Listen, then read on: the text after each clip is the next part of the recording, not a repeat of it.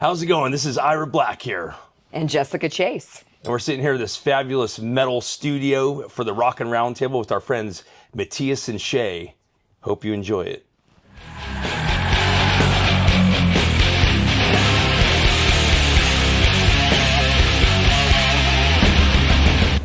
Hey everyone, welcome to the Rockin Roundtable. Today we have our first podcast in this new studio. And we are so honored to have the power couple, the metal power couple, Jessica Chase and Ira Black. Yay. Welcome, guys. Thank you. It's our pleasure. Yeah. Thank you. Thank you. That's so much fun. So I want to start with the latest news before we get into anything else. And talk to me about violence.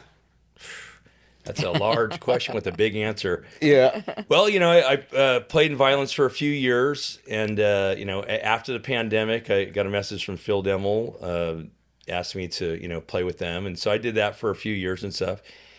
And then it ended up not working out for, kind of a specific reason we'll go into later. But, I thought that chapter was done. And Sean just reached out to me recently and asked me to rejoin the band.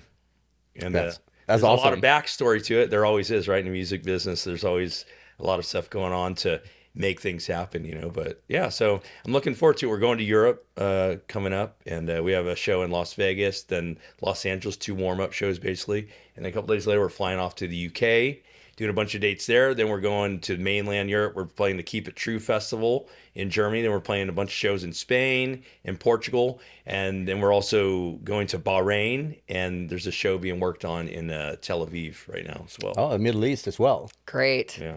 Yeah, and the first show is April 10th in Las Vegas, correct? Yes. Yeah. At the Backstage Bar. Yeah, at the Backstage Bar in Billy. Yeah, Carlos and Avis. Yeah.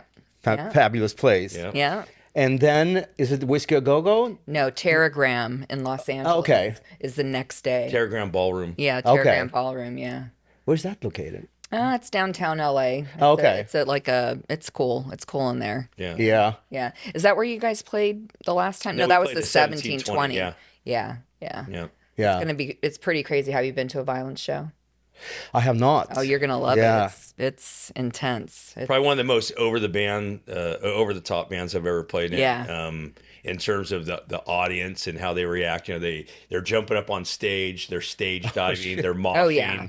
And this is everywhere. I've toured all over the world with them, and 9 times out of 10, that's what's going on. It's just complete mayhem. Yeah, it's a lot of fun. Yeah. It's definitely a lot of fun.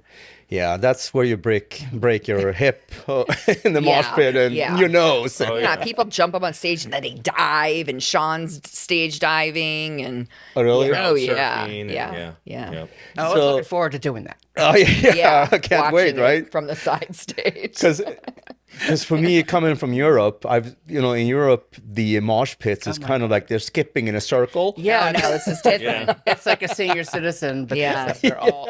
Yeah, we just started learning about all that too. Well, I did. I'm sure Ira knew about it, but our boys have a hardcore band. Oh, yeah. And their mosh pits, like a hardcore band, their mosh pits are like arms are swinging and legs are kicking each other. It's saw literally the just video, on though. the, It's on the brutal. edge It's of a different. brawl. It's like they're almost Yeah. fighting. It's Yeah. so different. Yeah, Yeah. and they do hit each other, and they get mad and stuff. One Oh, of our, Yeah. That's what I wanted to ask. Like, They does do. one of our sons, know. Austin, got in a little fight with the guy Yeah.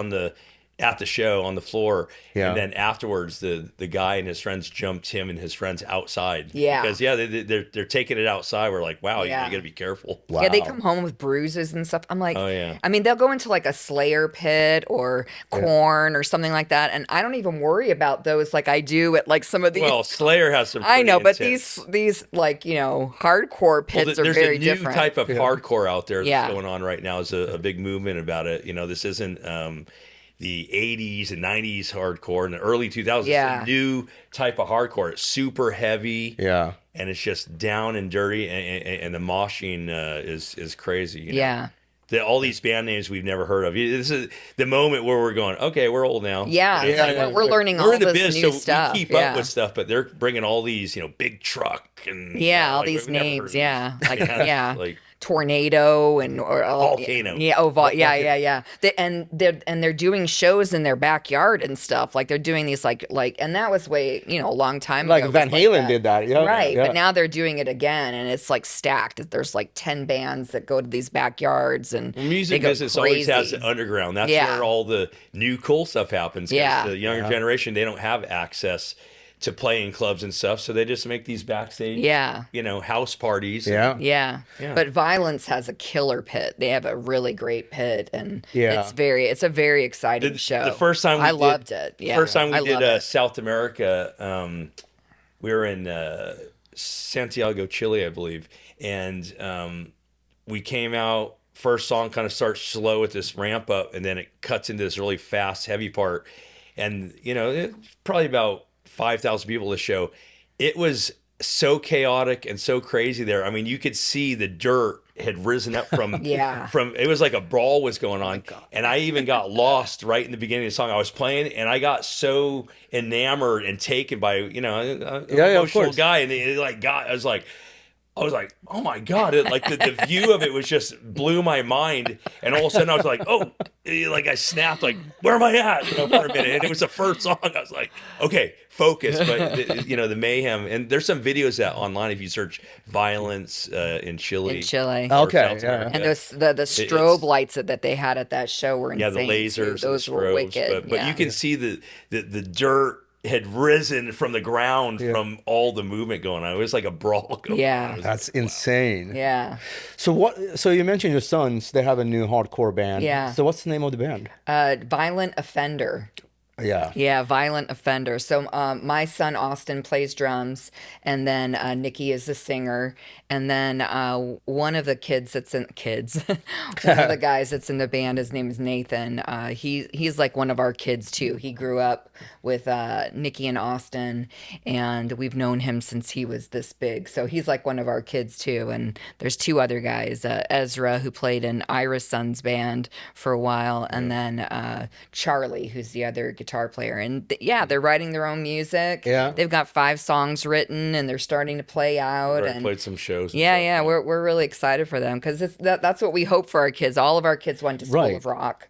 Oh, they did. Okay. They all went yeah. to School of Rock, and I was the general manager of the one in Santa Clarita, and so they all came there, and we were so glad that they embraced it because you don't want to like make your kids play music. You want it to be something that's organic for them, Yeah. and all of them played You there. clearly inspired them. Yes, it So, did. yeah. Yeah. So, and I think they really appreciate it more now, right? I mean, they're Absolutely. they're rock and roll children. They appreciate us now because Right. living in a music household like ours is not it's not particularly normal. you No. know? It's not conventional. Yeah, at it's all. not conventional at all. And we have a lot of love in our family and we're sober. And so that makes it a safe place in a lot of ways. But, on the other hand, he tours a lot or, he's a late night person. I'm a mom. I'm up early. I'm getting the kids to school. I'm doing, mom stuff. And then I'm, juggling, so. There's pros and Yeah. cons to everything, and I think the key is balance. Yes. Yeah. Yeah. Balance in everything. Yeah. But Yeah, and the industry you're in is, like you said, it's not conventional. It's No. just very unique and very special, and have different requirements that you don't have at a corporate job, yeah. right? Yeah. And I mean, I know you do so much more than Being a mom. because absolutely, management and booking Yeah. agent, and you have Yes. design company as well. Yes. So tell me about that. Yeah. Well, I mean, I've just been kind of a jack of all trades my entire life. So, I went to college, didn't use my college degree at all, and then, no, I mean, it's like, I wish I had been more focused back then, but I was, young and partying and whatever. But, and I've fallen into different things. I had my own handbags and accessories company for a long time where I traveled to China on a regular basis. And, we sold to, mom and pop stores across the U.S. Spencer's Gifts picked up my line. Claire's, Harley. Yeah, Harley Davidson. Oh, cool. Yeah, a lot of like, that handbag that I gave you was love one of one of my designs. And so I did that for a long time. Then I fell into owning a medical marijuana dispensary in Los Angeles. I was one of the first women to own and operate a dispensary in LA. And I owned and operated that for 8 years. It was featured on South Park's, on South Park. Yeah, they did a whole storyline. Yeah, Yeah, they had where a they turn whole- an old Kentucky Fried Chicken into a dispensary. And And that's what she did. yeah, the episode's called medicinal. Wait a minute, what was it? Medicinal chicken. Yeah, medicinal chicken. Yeah, and so it was a remodeled Kentucky Fried Chicken. Oh, yeah. And we called it KFC, and it was quite successful for a long time. Then LA shut us down. Yeah. And then I started just doing the music stuff. But Yeah. and that's just from like. Mostly it's just relationships, knowing people for so long, and Ultimate Jam Night kicked in around that time. And, that's been 10 years of, producing and working on a show. It's like family in Los Angeles, As you can see, Yeah. our story So- isn't an easy story to Yeah. tell because we juggle so many things Right. separately and together, and one story morphs into the next. That's just Yeah. how it is. But speaking of Ultimate Jam Night, so you've been doing that for 10 years. We went to NAMM. It was this incredible event.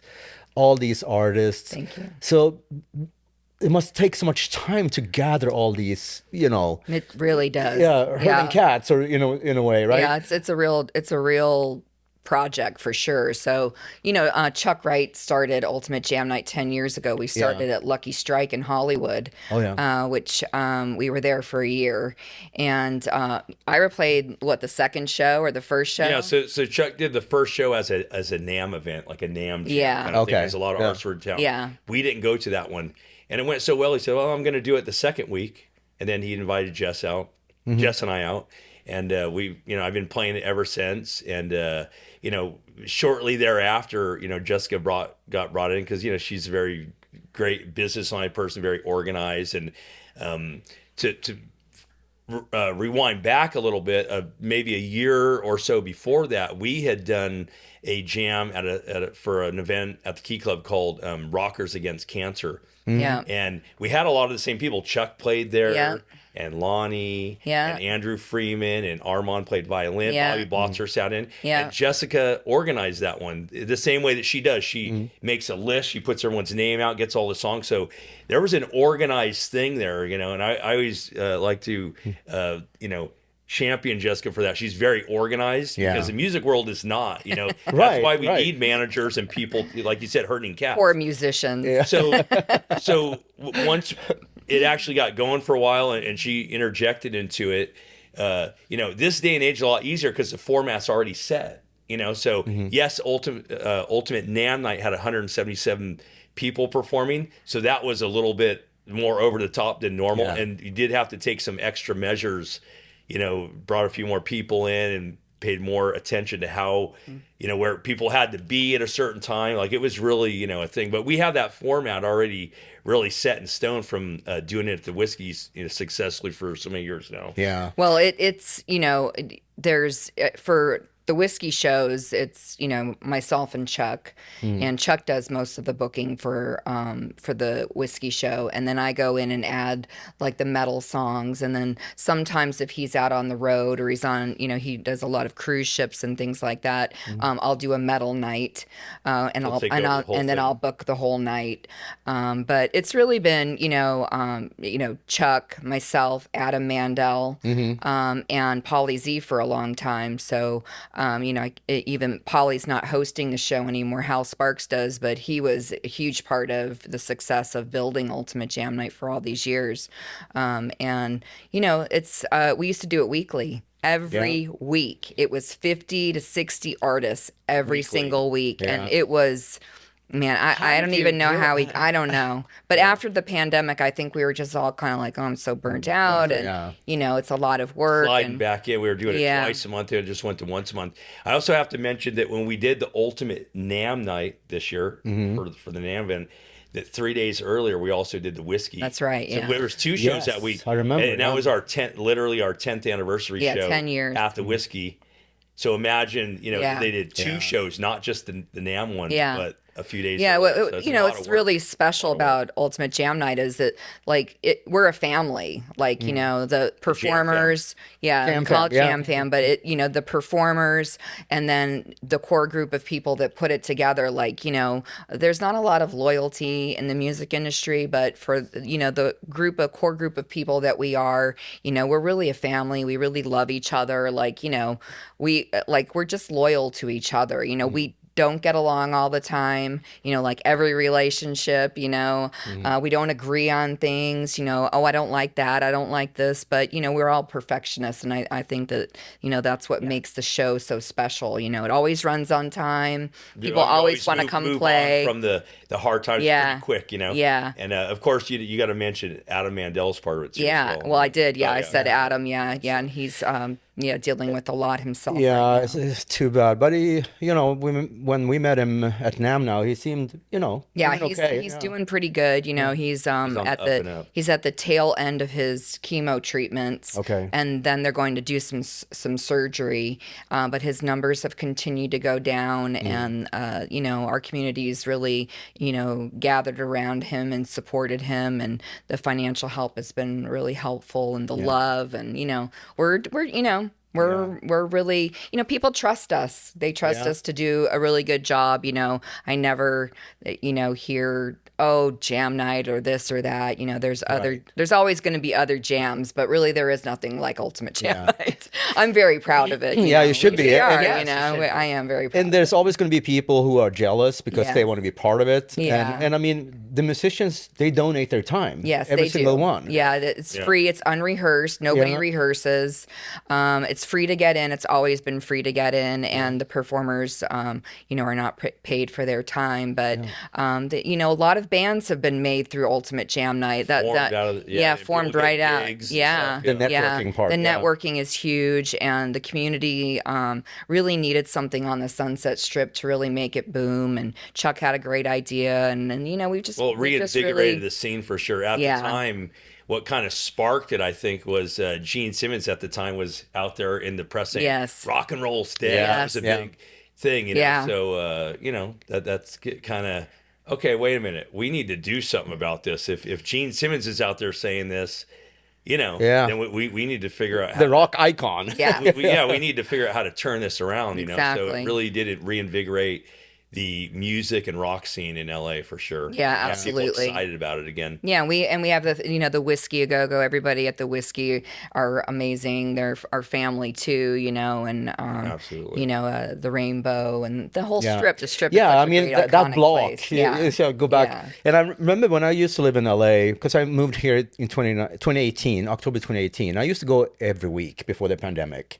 If I was in town, I always went every single Tuesday to Ultimate Jam Night. And Yeah. this was before I knew you guys. Yeah. But, It was the in thing to do. Yeah, It everybody. was so much fun. Yeah, And and I was down, at Marina del Rey, and it took a while to get there, but it was worth Yeah. it because it was so much fun. Yeah, and it's a fully produced show. I always have to say that to people. This isn't a show where you come sign up on a clipboard. And we've had people show up with their instrument to sign up In on the a beginning, clipboard. because Okay, it's called yeah. Ultimate Jam Night. Yeah, people think it's like a jam, It's like an open mic type of- Yeah, Can I show it with my guitar? Yeah. I don't know. It's That's not like that. It's not an open jam. No, and it's really not, and I mean this with all loving respect, it's really not for musicians who are not experienced musicians, No, these are like you have to have superstars. touring, Yeah.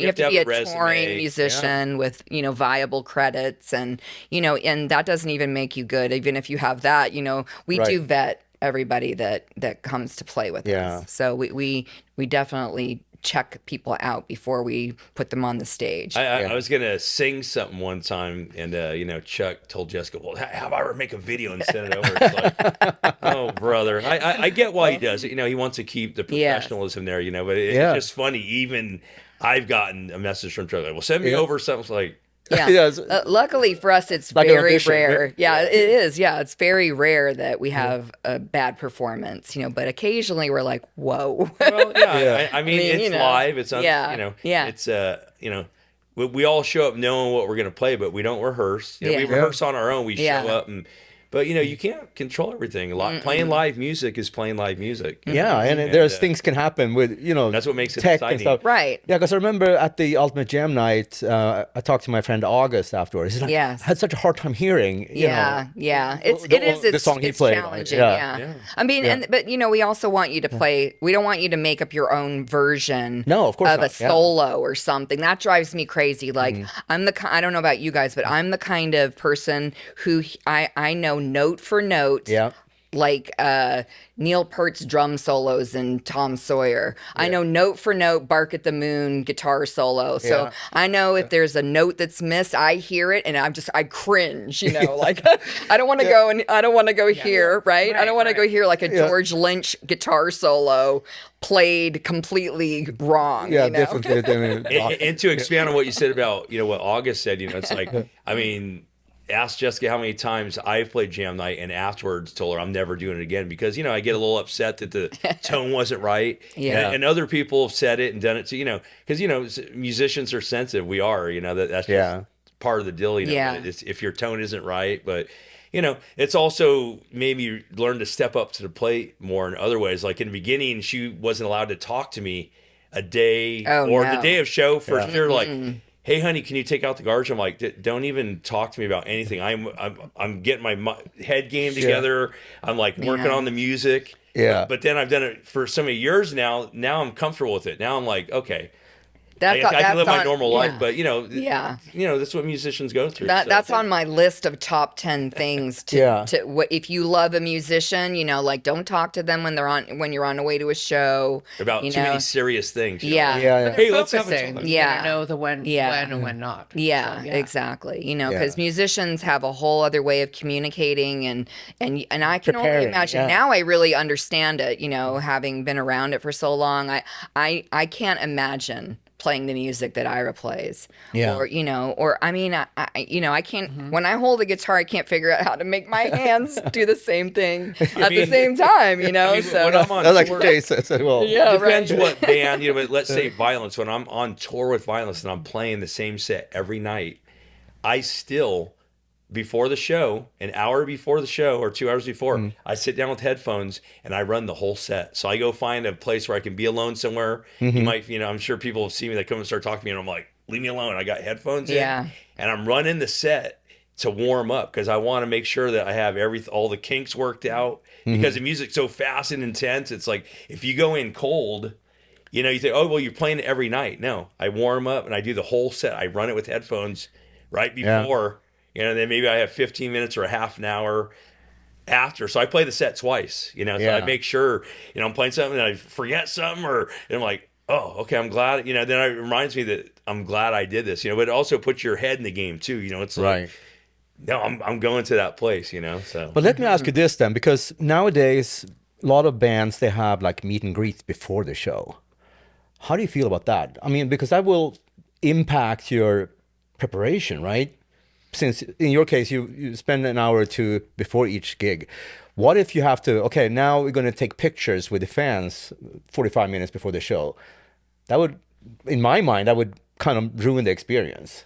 Well, I think, for some artists, musicians, singers, whoever, drummers, that they don't do meet and greets. And maybe that's the reason why. There's certain bands out there, that aren't doing them. And maybe that's why. At least before the show, right? Yeah. I think it'd be good to do it, right before the sound check or after the sound check. I was going to say. Have a few hours to kind of get your head in the game. Yeah, I was going to say a lot of when meet and greets that I've been with you, they'll do them at like 3:30 or 4 o'clock in the afternoon. Okay. Like sometimes pretty early, so that really leaves a whole half day.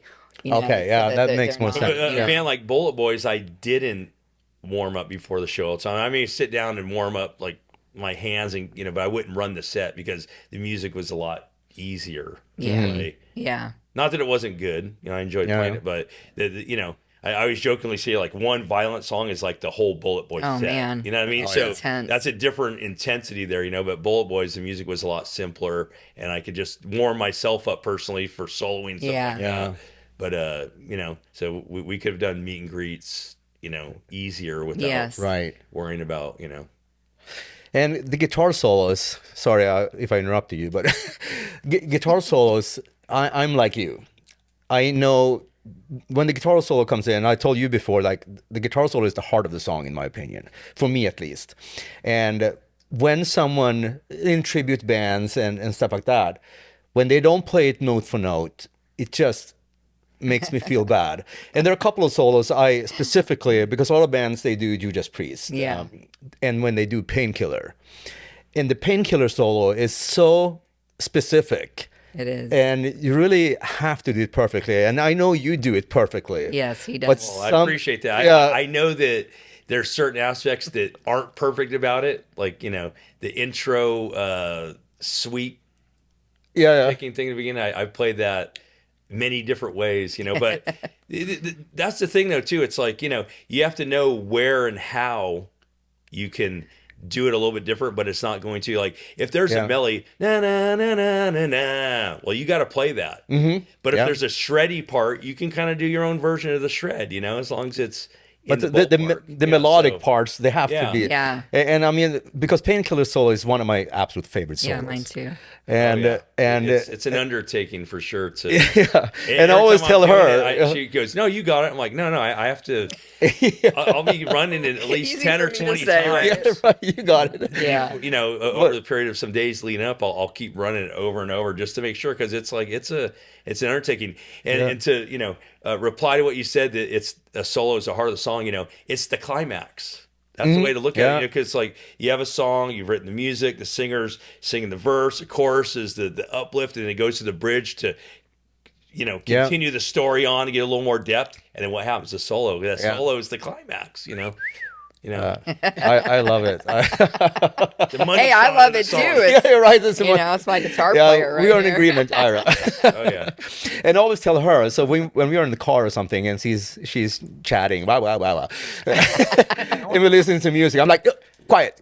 When the solo, Yeah, when the solo comes up, oh my god. I had to learn that. I mean, because like even years ago, like 10, 20 years, it's like the solos come. Okay, now's the time for me to do something. I don't know, or now it's time to excuse I'm like, myself. okay, here comes the solo. When I didn't appreciate what a good guitar solo Yeah. was. Well, you're It's all with the educated vocals now. for me. Yeah. You know Yeah. how many times I But played now it? it's all important. How many times have I played a song that I recorded that I have a solo on, and maybe I'm in a car, I'm playing at a party or somewhere.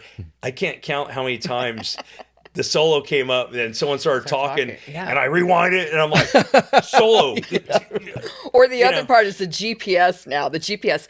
Okay, now turn left here, right at the solo. He's Right like, side up, Jesus. and I rewind it, you know, I get all mad. I'm like, you know, it's like, Oh, yeah. I've taught a lot of people over the years. I'm like, you do not talk during the solo. Okay? Yeah. I'm going to rewind it now. So listen. Okay. Oh my 20 seconds, 30, That's you know. the way he is. You rewind it, Yeah. you turn it up a little bit louder. Everyone's looking at you like, what is wrong with this guy? That's awesome.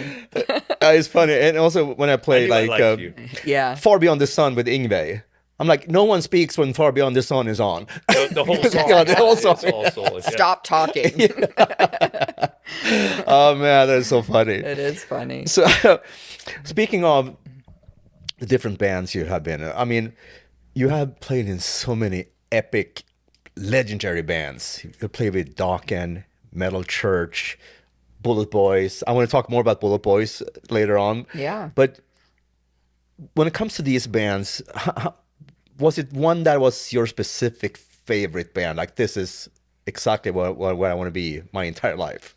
Yeah, well, you know, growing up, a huge music fan, a metal fan. You know, I mean, I grew up in the 70s, listened to 70s music, but in the 80s, you know, metal is what really grabbed me. The song Iron Maiden by Black Sabbath, you know, kind of started me off on the trip. Became a huge fan of Ozzy and stuff.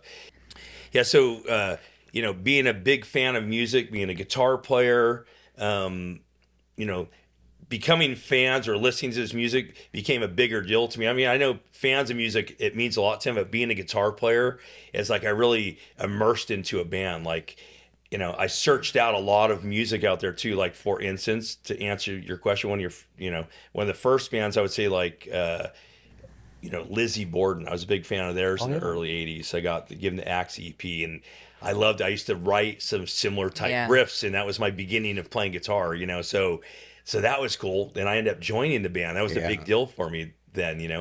And another band that was like that for me was Vicious Rumors, because that was a band that I got their first 2 albums. I went and saw them play them live when I was 16 in Santa Rosa. So I started my first band in high school called Arcane, Arcane, and we played the local fair at the Lake County Fair, and we opened up for Tommy Two-Tone. And the bass player from the other first band I had, we never did anything, so I don't count that as the first band. It's called Dark Side. And that bass player of that band went to school with my aunt, okay? And I heard about him, Joey DeBono. He ended up moving to Santa Rosa, starting a band called Liquid Sky, okay? And they had a show in Santa Rosa with Vicious Rumors, so I went to go see them play. And I was 16. I was like, oh my God, I had bought their 2 albums.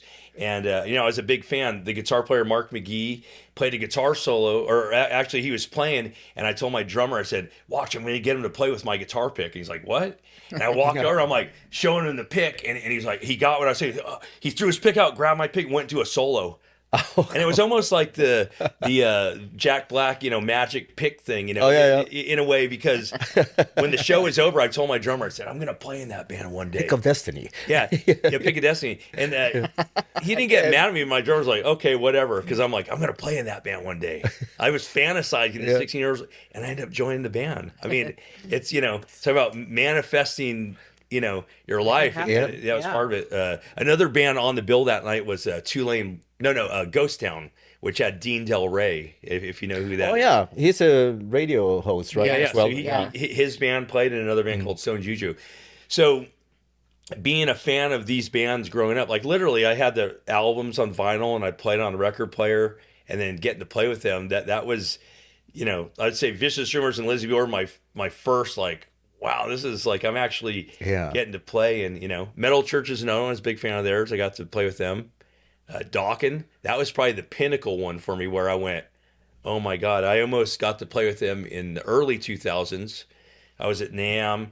Carmine Apsey came and said, hey, you want to play in Dawkin? I'm like, yeah. So I go over and I meet their tour manager.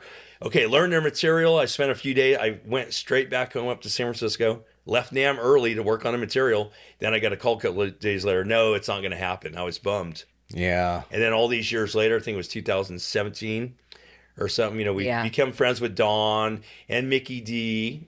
Another friends of ours, and Jenna O'Connor, and we're all hanging out with Dawn because they used to all be roommates back in the 80s. So they're all like their family. He lived in Beverly Hills too. So we're hanging out, going to have dinner. So we're immersing into their inner circle, like their metal family. Their friends, yeah. Yeah, and I ran into Dawn at the Rainbow, and he goes, Ira, I was just talking about it. And I go, well, I hope it was good. He goes, yeah, well, John Levin can't do a bunch of touring coming up for the rest of the year, and I wanted to invite you to play. And I'm like, oh my God, I mean, okay. Yeah. And I had about a week to learn the material. Showed up, no rehearsal in Texas. The band didn't even know I was playing with them. Oh, shit. Nick Brown and Chris McGarville, like, what are you doing here? I'm like, I'm playing with you. Oh, your band's opening? No, I'm playing in Dawkin with you. Oh, okay. Well, do you know how to play these 7 songs that are different than the record? I'm like, no. He's like, okay, we better work on that. Oh, man. But, no rehearsals. Yeah. So even to this day, I say Dawkin was the pinnacle one for me, where like, I can't believe I got to do that. Yeah. And I would take the call any day to go do it again, even to fill in for one date, or, it's just, as a guitar player and a fan of Dawkin growing up, and then of course that is the high level guitar playing. We can't discount that George, was one of the highest pinnacle guys of that era of that style and stuff. Oh yeah, it's very challenging, and I like a challenge. Apparently, all the bands. Yeah, Dawkin was heavy metal back in the 80s and 90s. So that was what the chains and that's what I considered heavy metal. Yeah, I was playing with I Am Morbid at the time, so I was in a death metal band. And playing with Dawkins, so that was a funny juxtaposition of like having to shift gears.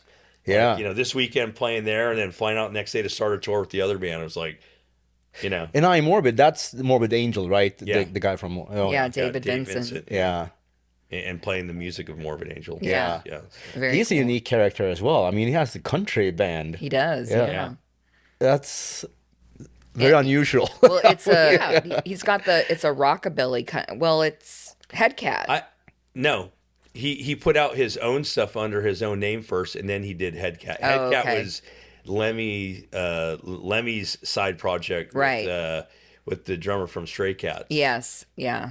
And and then, the Slim Jim and then the guitar player from Blondie, I think. or something like that. Yeah. But They played at Ultimate Nam Night one but time. That was Dave- really okay, cool. Yeah. But Dave's thing with the country, it wasn't like he just went into country, like he's it's like drinking with the devil. Because Yeah. he Oh, yeah, always yeah, has that thing. yeah. So it was more like outlaw country. Yeah. So he was kind of still had that. Very cool. He still had that dark slant. Like to it, Yeah. Charlie so- Daniels band. Yeah. And he's such a great singer, and he's a great bass player too. Yeah, So he had that. He's great for that kind of vibe, and he wear that cowboy hat.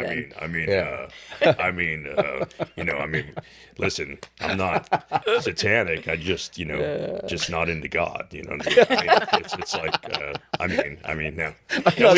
Shout out to Dave Yeah, Vincent. shout out to Dave. When you're part of that circle, we'll all sit around with him right there, and we'll all imitate him right in front of him. That's Yeah. Oh, yeah. kind of the inner circle thing. We always go. Someone's like, "You guys ready to go eat?" And then we all start going. Well, yeah, right. Like, what are you serving? It depends. Oh, I want to meet him. Oh yeah, he's a coot. He's a Yeah. And speaking of Don Dokken, I met him once. I was actually with our friend Bjorn Englund. Yeah. Yeah. He and I were at the strip and Sunset Strip. Sounds like a drinking contest. No, well, probably turned yeah. into one. We had a few beers, but then we went to the Rainbow.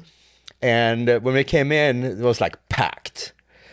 And then there was this one booth where Don Dokken was sitting.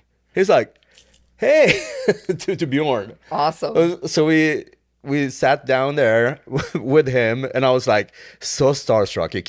This kid it's from Don. Sweden, like sitting with Don Dokken. Yeah, he's a real rock star. Yeah. Yeah. It's And one he's super nice. He's Yeah. down to So earth. no, yeah, He's- he we offered love me a Don. pizza slice, and I was just, I'm good. I was just, I couldn't speak. Yeah. I don't think I said Yeah. a single word to him, but it was just so incredibly amazing. And that's the thing at the Rainbow, because you get to meet all these people.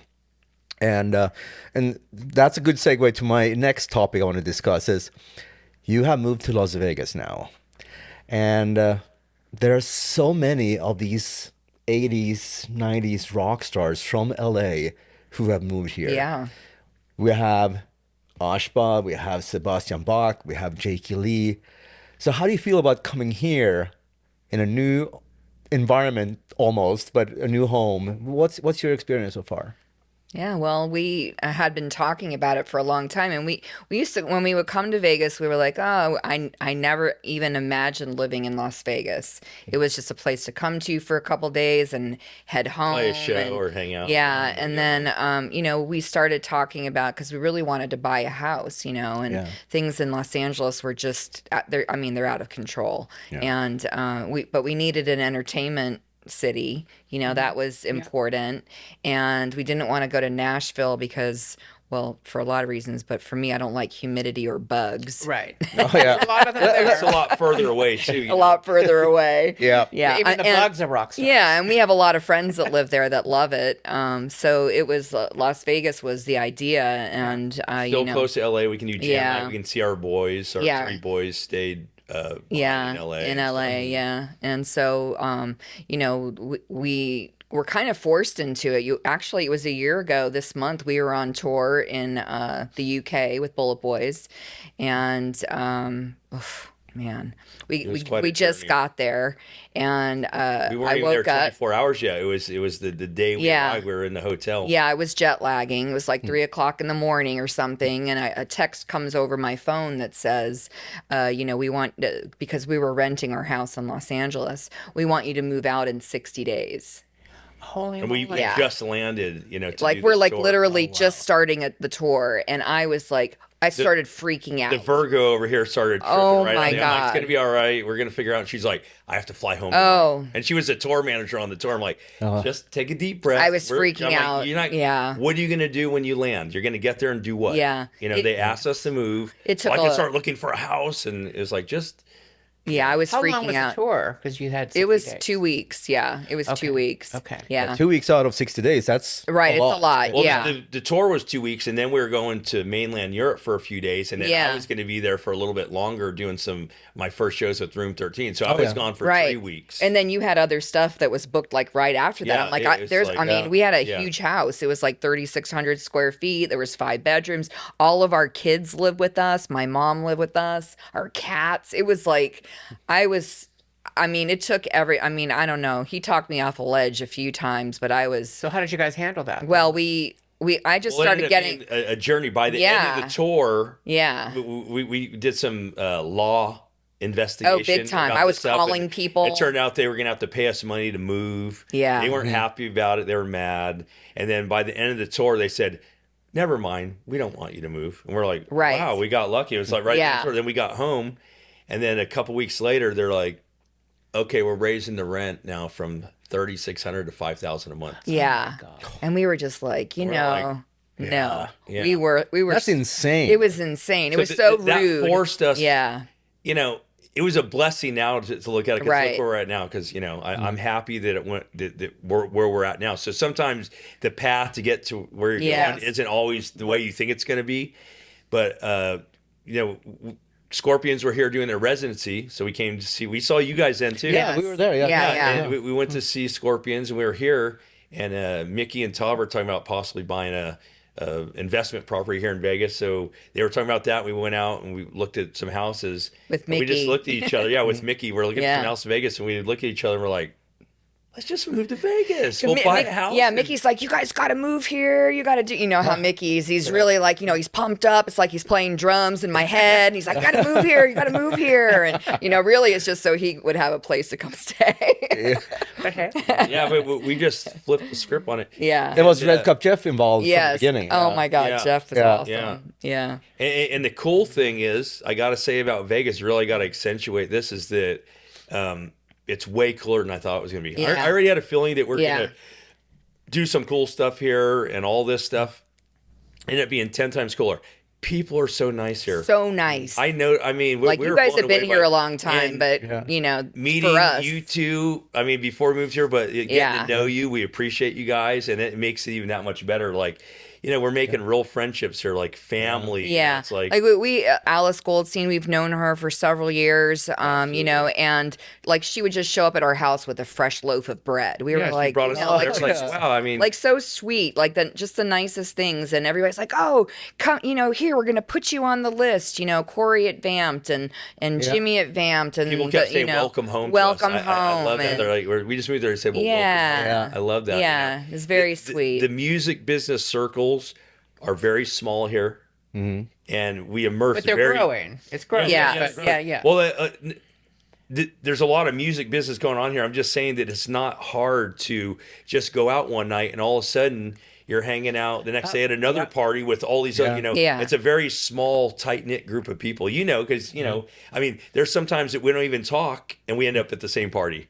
Yeah. Because it's just like that. Right. And I love that about that here, we're at the very edge of Las Vegas as you pull into town, and it only takes us 15 minutes to get to the middle of the strip. So it's like, you go Yeah. out, you And run into some airport, people, yeah. the next thing you know, there's 5 things going on tonight. So you have to literally call it at some point and say, no. We've been to 3 things tonight. We're not going Yes. to do the last 2. Let's go home. Oh yeah, like when we first got here, we were exhausted from the move because it was such a big move. But everybody's like, "Come out!" And now we've been here for 5 months, and we're just kind of like, I feel like we're sliding into second base. We're almost there, but we're just kind of, still doing this, and it was really cool. One of the things I really liked was people are like, "Come and do a jam here. Come do it at my club. Come do this," and it's like I wanted to jump right in, but on the other hand, I also wanted to step back, see Take what a was couple of going months on. to see Pace See, yourself. yeah, Yeah. see Yeah. where see how where we people operate fit here too. You know, Because it's a smaller scene. yeah, It's like you play there, you don't want to make your friend that owns this place mad. So Right. we're Yeah. Conscientious cognizant. of Yeah, we're it. conscientious of Yeah. that. So we wanted to make sure we were doing it right. We want to And- come to town yeah. and step on everyone's toes. Yeah, Yeah, and yeah, we know right. we know so many people here already. It was like we were, I don't ever feel like I'm missing something. Like, I mean, California is I've been there for 30 years. Ira was born in California, so it's my home, and I miss my boys. I miss miss like our kids. yeah, course, Of course. and I miss my community, and California is so beautiful. For me, it's just such a beautiful state. I miss it's- that a lot. you know? I agree 100%. That's Yeah. the best state from the climate. And Yes, it's I- beautiful. I love to be there, but for me, Yes. it was good for me as well to move here to Las Vegas. Yeah, but we go back every month for jam night. Yeah. So like next Tuesday, not Once this or twice a coming. month we've been Yeah, going we've back, been going back like once or twice a month. Next month we'll be there twice. Once for jam night, once for violence. So it's not like we're not there. It's just we're not there. Do you feel like the scene in Hollywood is diminishing a little bit in the last decade? Is it changing? It's changed a lot. I would say it's changed a lot for sure. Well, the pandemic for sure. When It that really was shut it over, you saw down, that yeah. all these businesses that closed down. Oh, yeah. It's almost like a ghost town sometimes when you're driving through Hollywood. It's like every Yeah. other building, there's nothing there. It's empty. Yeah. You're like, whoa, that's kind of trippy, But and the music scene is always being torn apart over all the years. Yes. It's like there's a scene that builds and happens, and then those places start closing down, and new music starts coming to town, and all.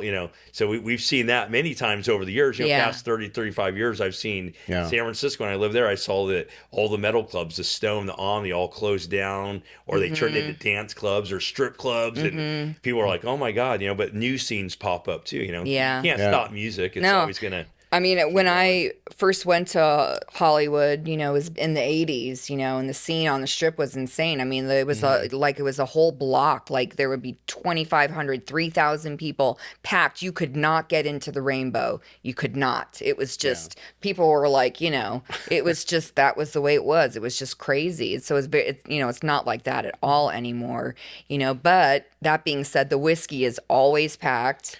There's always great shows. There's different kinds of shows there. They have, the nostalgia bands, the 80s bands, and they have the heavier bands, and, they have a great variety. They're always busy. And I don't know if you've been in the whiskey lately, but they've remodeled inside. The backstage area is really nice. They've got, it's Okay. really quite nice. And Glenn LaFerman's artwork's hanging all over the inside of the venue, and so It's been a while since we quite were nice. there. yeah, we were at the Roxy last time. Yeah. Yeah, but I'm so grateful that Roxy and Whiskey, that they're still there, and Rainbow obviously as Yes. well, because it was so heartbreaking when they closed down and tore down House of Blues. And I never know, had a that's chance where to we go met. there. That's where. Oh, really? Okay. Yeah. Yeah. Oh, That yes. Black Label Society show. Yeah, we met at a Black Yeah. Label In the Society parking show.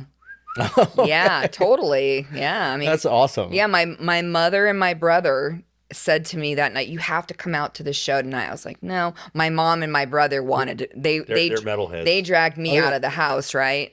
And I'm like, "All right, I'm gonna go." So and I was single at the time. I was newly divorced and had babies. I had little yeah. kids, 2. My oldest was 2. And they said, "You got to come to this show." So I went down there and saw the show. Yeah, and but what did you say before you? I said, "Oh, well, maybe I'll meet a rock star," like kind of just like playing around. And I have never dated a musician. Okay. Like Ira is like my first musician. I have tons of musician friends, and I don't know. I always got it into my head like, don't be sleeping with the rock stars. That's like, don't go there. Don't be the groupie. That was like, and I had that in my head for all these years because I've been around them all. I've been around a lot of rock stars. Yeah. But we met at the House of Blues in the valet. I was getting into my car, and I looked over to my left, and Ira was about 50 feet away, and he caught my eyes, and I caught his, and he came over to my door. Oh, yeah. And right up, I put the window down, and I said to him, "What's your name?" And he says, "I'm Ira." And I said, "I'm Jessica." And the guy's yelling at me. He's Someone like, "You honked gotta in the car. go. Going, Oh, You yeah. gotta go." And No, we were come on, just you gotta go. just staring at each other and smiling. Like we were like really eye gazing. Like we were like, it was like love at first sight. I swear to God. Oh, I love it. And we had business cards then, you know, Oh, yeah, because yeah. it was like what, 18 years ago. So I reached into my purse and I handed him my card. Oops. And then he called me like 5 minutes later.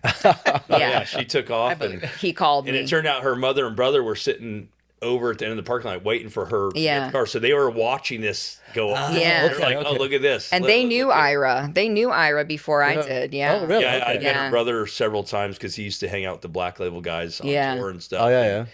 we, you know, In the scene, I see yeah. a lot of people around in the scene, you know, but him and I had talked many times. Hey, how you doing, brother? You know, he had a long beard, Yeah. Oh, yeah, yeah. bald and tattoos, Yeah. and wore the Black Label Oh, the vest? Yeah. vest Yeah. and stuff. And Yeah, we hung out the next night, so it's you know, That's so cool. yeah, very cool. Yeah. House Yeah. of Blues. House House of of Blues, Blues. yeah. Yeah. And We were also bummed when we saw that. The first Yeah. time I actually went to House of Blues was also a Black Label Society show. Ah, see, 2010. Hey Zach. Yeah. Yeah. So that was, I think, it was before I moved to the US. But, you know, I was in Hollywood and When Yeah. was it? 2010. We were earlier than Yeah, that. it was earlier. Yeah, Yeah. we were like 2000. It was Black Label. And I think Zach still drank at that time because he Yeah. had like a platter Oh, of, yeah. of pints on the amp Yeah. in front of the drum kit there. And like 5 songs in, it was like 12 pints were gone. Yeah, he was just pounding. But that was insane. Yeah. Yeah, but what a great story because I mean, Yeah. obviously you guys look amazing, and Yeah, I'm so thank envious you. of your hair, as you know. Yeah. So, Thank you you. know, A lot of people are. You're not alone. best hair in metal, right? Absolutely. Yeah. It's funny, you know, she came up with that. You know, she goes, "Hey, let's make a Instagram site or you know a page for your hair called Best Hair in Metal." And I'm like, I don't know. You know, I come from the Bay Area, thrash metal guy. Yeah. We're a little bit touchy about that. I don't like, you know. Posers. And all yeah, that yeah, I didn't want to jazz. post on Facebook in the beginning, you know, because I was like, you know, I'm like, you know, so you got to have what's the right word? Some couth about, you know, how you Yeah. promote yourself. And she's like, look, all these people take pictures of your hair, these awesome photos while you're playing live. Yeah. The page makes itself. We Yeah, don't it have could to just create be the a catalog. content, Yeah. you know, and it did turn out to be something cool. It's funny because when she started, one of the guys from the Bay, I'm not going to say his name, wrote me a message right away. Really? Really? Best hair in metal? But, you know, it's funny, you know, I've been growing for almost 40 years now. Well, 40 years coming up, yeah. And, you know, wherever I'm at in the world, every day, if I'm at the grocery store, I'm here, I'm there, at least 1, if not 10 people say, hey, you have beautiful hair. Yeah. I knew it was a thing when guys started saying it because, you know, Yeah. of course, women are going to Right. say, oh, that's beautiful hair. Yeah. It's Yeah. more of a feminine thing in a way. But, you know, I've had so many guys come and go, dude, I just, look, man, I'm not gay. It always opens with that. But, man, you have Your beautiful hair. hair, man. Yeah. Like, having a guy say, I get it. Yeah. hey, can I touch it? I'm like, Yeah. yeah, go ahead. You know, Look, check I'm, it not, out. I'm not trying to So- fuck you here. Yeah, exactly. Yeah. So that leads me to a question for you. Do people come up and want to touch your beard? Yes, it Yes. happens. All the Yeah. time. I fear because Yeah. you know. Now, what about your head? Yeah, Is after there that one too. ever- Yeah, I was gonna say. Yeah, yeah. I think that was before you grew the beard. People Yeah, more than, but now, yeah, people want to, you know, touch the beard. Like, is it real? Yeah. Yeah. My brother Just used as to long have as a they beard ask, like that. His, because yeah. you don't want to. You know, when they come up and just I start know. doing Yeah. it, they ask while they're in, hey, can I touch? You're like, well, why are you asking? You already did. Yeah, It's it too late has now. happened too. Like these drunk assholes come, you know. Yeah. Yeah, yeah. and the guys too. Yeah, No. yeah, the guys too. Right. Now, part of me does feel bad. I'm going to say this, you know, because, you know, women do their makeup. They go out of their way to fix their hair up. They use these special products because people always ask me, what do you use on your hair? I'm like, I whatever wanted to she ask bought. you. Yeah. Yeah. Whatever she bought. Yeah. You know, but I feel bad for Jess a little bit. Not, you know, sort of playfully, but, you know, because we're out and about. She has beautiful hair too. Yeah, but, she's beautiful, got yeah. gorgeous hair. but it's like your twin. more odd for a guy to have long hair to his waist. It's, you Yeah. know, well kept. So, you know, sometimes I'll, you know, well, she'll say it jokingly. I'll be like, what about me? What about Yeah. my hair? You know?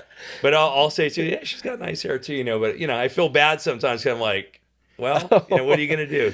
Because it's more unusual as a guy to have very long, well-kept hair. Yeah, like you do. beautiful hair. Yeah. Like, like beautiful hair. It's what there's a lot Yeah. of long hair out there that's not. But his, and I mean, he doesn't do anything to it. I have to beg him to cut his ends. Like right So now, how often do you do it? like right I'm now, with you. I'm just like, oh my Usually God, we got to once a get year, your but I'm hair about trimmed. 2 years. Yeah, you're pretty. Says, When But it starts getting way down onto your butt, it's time for a little when it's hair. in my crack. Yeah, it's time for a cut. But Yeah. no, he doesn't, I mean, like most musicians, they shower once or twice a week. Yeah. So, and that's true for him too. He doesn't wash his hair. I But think that helps. Yeah. Keeps it. You're Yeah. not stripping it all the time. Yeah, Yeah. because you wash You your should- hair but you- once a week. Yeah, Yeah, you should so do never I. wash it every day. yeah. Yeah. Mine's once or twice a week too. Maybe But- that's what I did. Well, he has no process in his hair. He has no color in it. So, Oh, yeah, and I okay, use a lot of bleach. So I have to use oils and stuff in my hair to keep it, even stronger because it breaks so easy. But he doesn't use nothing in his hair, just regular shampoo and conditioner. Yeah. No, He no reminds you of sulfate. Elise's hair from Amaranth. It's the same color, Yes. same Yeah. length, everything. And his mom has beautiful long hair. Well, she had very long Yeah, she hair cut too it for short a long few time. years ago, Beautiful but hair. Yeah. And my mom does too, for that matter. She had, waist length hippie hair, really nice hair. So just, it runs in the genes, Yeah. you can't, get away from it for sure. But I'll have sometimes, like if we're at the whiskey or something and I'm running around and he's running around, I'll see some girl just like come like enmeshed herself fully in his hair. Be I'm like, walking up, some girls like, can I touch your hair, please? And I'm like, it has a life of its own. yeah, it has its whole, experience. And, poor Ira, because he's really not like, I mean, he's pretty to me, but he's not like a pretty boy. Like he's really like pretty hard. He's a pretty boy. He's pretty Yeah. tough, like, Yeah. he makes a statement, but, his hair, makes people either really jealous or overly excited. It's like the extremes, I mean, I'm envious that Yeah, because yeah. back in the 80s I had long blonde hair, similar to yours Yes, actually. yeah. And I loved it so much, but then I started losing hair, and I'm like, oh my God. It doesn't look good when it's like that. Yeah, Yeah, yeah, you yeah. look, You had to you make look the great how decision. you are. Yeah, you look I always great how say you that. are. I go, I'm hanging on for dear life, because you never know. I mean, life is life, right? Yeah. My grandfather was bald. Okay, you yeah. know, so Yeah. Yeah. just Well, it's play it cool. out for as long as I can. Yeah. Well, you're So- lucky you have a good face. I wanted to talk to you about this amazing event that happened a few years back at Alcatraz Festival and what's going to happen in 2025. Yeah. Is that something you would like to share? Yeah, Yeah. absolutely. Go ahead, Ira. You're the one that Well, executed the whole thing. I had no idea. Our stories are, intermeshed with the events of our life. So it was, to make the lead up short as possible. I was on tour in America. I was gone for a month. I'd been missing Jessica.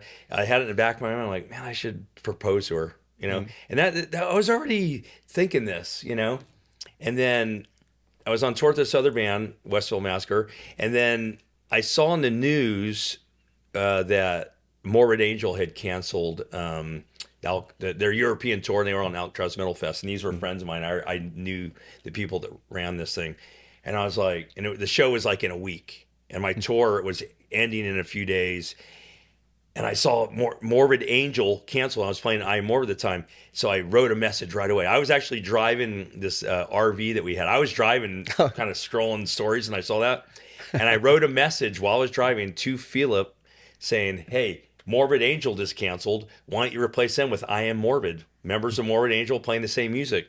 And within hours, had it confirmed. And I also, while I was talking to him, I saw that they were marrying people at the festival. Yeah. And I was like, oh my God, this kind of goes, maybe I can convince Jess to come and I'll marry her there. That was my initial thought. Because, I'm in Aries. I just go for it. I have a thought. And I'm like, we're doing this. man. Yeah. So I got the confirmation. I called Jess. Hey, I just got us confirmed. She said, oh my God. I said, well, why don't you come too? Oh, I don't know. It's going to be expensive, hon. I mean, it's right around the corner. This isn't even planned. She's a Virgo. This is like happening in about a week. I start sweating. I'm like, I don't know. I convinced her to come. We got a ticket, did all that. We ride back home. I think we had one rehearsal. We flew out, and then I'm on the plane. I'm going, wait a minute. How am I going to marry her there if I haven't even proposed her? Do I have to maybe I have to propose on the plane? I'm like, no. Assume. Yeah, I mean, I'm like, this is like, I know. I'm like, this is way too much, Ari. You didn't really think this out. So then when I got there, I thought, okay, I'm going to propose to her here. I don't know how I'm going to do it yet. I am Morbid play, of course, and I thought, well, I got to do it in a grand gesture because that's how our relationship is. That's how I look at it. This is a grand relationship of my life. This is my, Oh, you're so cute. No, it's true. Every time he tells a story, I just well up. And we're friends with the guys at Korn, very specifically good friends with Ray Luzier. He plays jam night with us all the time. Mm-hmm. I knew him before that, too. I met him in the early 2000s. And long story short, we're hanging out with Korn backstage right before they're getting ready to go on. They're a headliner, and I'm thinking, well, this is a headlining relationship. So I need to propose on the headlining set on the main stage. Oh, my God. So we're hanging out with all the guys in Korn. They're all right there. They're warming up. They're listening to Motley Crue shout the devil. I'll never forget this. And Philly's like, oh, I love Motley Crue. One of my favorites. I listen to this every night before I go on because this album, Shout the Devil. And we're around the same age. I remember getting that record. I love that album, And we're hanging out. I'm going, this is the right vibe. And Ray's over on the floor, like stretching, warming up. We're talking. You want something to drink? And all of a sudden I go to Jess. And I'm here. I'm just sitting there, and I had no idea. I'm like, I have to ask Ray if he can help me do this or not, So I go, hey, Jess, can you grab me something to drink? No, Ray said, hey, so we're on at about 15 or 20, so we need a few minutes. And I said, and I said, hey, Jess, can you grab me something to drink off the table over there? I'm like. So she goes over there and she grabs some water, and there's a couch right there, and he's kind of behind the couch, and I lean over. I'm looking at her. I lean over. I go, Ray, I want to propose to Jess on stage with you guys after your set. Can you set that up? And he goes, he's wanting, yeah. Meet me. Poor Ray. Meet my God. In 10 minutes back behind the stage right before we go on. Okay, great. Now, I should also preface that when we arrived and we went to the production office at the festival, I talked to Philip that I wanted to do this. I didn't know how I was going to do it exactly yet, but I had the idea that I might talk to Korn, so I hadn't done it yet, actually. Okay. And he goes, well, you want to talk to this guy over here? He's head of production. He pointed him out. I'd already played the festival a few times before. I know these guys, but I'd never met this guy before. Oh, that guy, Mario Poncin over there. Go talk to him. He's head of production. So I go over. Hey, so Jessica's standing. I'm like, hold on a minute. I walk over and I tell him what's up. He's like, she's behind me. Don't look. Like I'm trying to plan this thing out. He goes, well, you're talking to the right guy. He goes, I'm the one running the production here. So if anyone's going to do something on the stage, I'm running everything, the filming, the pyrotechnics. I got it. I'm head of all this. He goes, you got the right guy. Awesome. So we get backstage at Korn. Ray says, meet me. We go over there. We meet up. And Jessica's like, okay, I was talking with them. We walk up. Now there's a line taped out. And tour manager people are like, everyone stand behind this. Do not go past that, whatever. And all of a sudden, Ray's got me behind the drum kit. They're getting ready to go on, and I'm with Head and Ray standing right behind the drum kit, like you're not even supposed to be there. And Jessica's like, wow, okay. Ira's over there, No, and, I had the best seat. We're all planning this out. We're planning all this out. Ray's like, okay, Head's going to go on a microphone. He's going to pull you out. And at the end of the set, blah, blah, blah. We finish. I go over here.